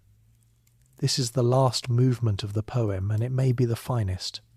She came down to the hall and sat across the firelight from the man everyone swore was her husband, and studied him in silence, recognizing him one moment, the next seeing only a stranger in bad clothes. Telemachus scolded her. No other wife in the world would hold back from a husband 20 years gone, and she answered that if this man was truly Odysseus, the 2 of them had ways of knowing each other, secret signs hidden from everyone else. Odysseus himself, bathed now and made splendid by Athena, took his turn at persuasion and got nowhere. She had spent 20 years as the most courted widow in Greece, holding off 100 liars, and she was not going to fail the final exam out of longing, so she set her trap, as casually as her husband ever set one. "Very well," she said to the nurse, "make up his bed for him, outside the bridal chamber, the sturdy bed he himself built. Move it out for the stranger." And Odysseus detonated. "What man has moved my bed? That bed cannot be moved. I built it myself, and I built it around a living olive tree that grew in the courtyard. I trimmed the trunk and made it the bedpost, and raised the chamber around it, and inlaid it with gold and silver and ivory, and no power short of a god could shift it without cutting the tree through. That is our sign, woman. Is the bed still rooted, or has someone cut it loose? It was the password, and only the true man could have spoken it, and only by being provoked past his cunning into honest outrage, which was, of course, the design. Her knees went loose where she sat. She ran to him, threw her arms around his neck, kissed his face, and asked him not to be angry, explaining herself in words that closed 20 years like a healing wound. Do not be angry that I held back. I was always afraid some man would come and cheat me with words. There are so many schemers in the world, and Homer reaches for his final simile and gives the homecoming, at last, its image. As welcome as land is to swimmers whose ship Poseidon has wrecked, and who strike out from the grey water for the shore, so welcome was her husband to her, and she could not let her white arms go from his neck. The poet has spent the whole epic wrecking this man at sea. In the last embrace, he makes Penelope the shore. Athena, in a gesture of pure grace, held back the dawn, keeping night in place while the two of them talked, telling each other 20 years, her weaving and her siege, his whole catalogue of wanderings, and Homer notes that he told her everything, and this time we believe him. There were loose ends beyond that room, and the poem ties them briskly. In the morning, Odysseus walked out to the farm, and found his father, Laertes, the old king, digging in his orchard in patched rags, and the son who had tricked everyone in the Mediterranean could not resist one final test, questioning the old man as a stranger until his father's grief broke him, and then the scar came out, and the trees came out, the pear and apple and fig trees Laertes had given him as a boy, counted and named, and the old man fainted into his son's arms. The families of the dead suitors came in arms for revenge, as they were bound to, and battle was joined for exactly one casualty before Athena, on Zeus's instruction, stopped the feud with a shout and imposed peace on Ithaca, a peace with amnesty on both sides, which is where the Odyssey, having opened with a household in chaos, closes with an island at rest. The poem ends there, but its journey never has. For nearly 3,000 years this story has been the story, the template underneath half the tales our species tells.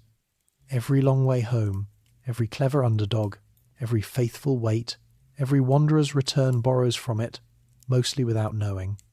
Its hero's name became a common noun in 100 languages, an Odyssey, any long difficult journey towards something that matters.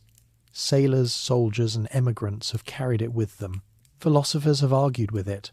Poets from Virgil to our own century have rewritten it.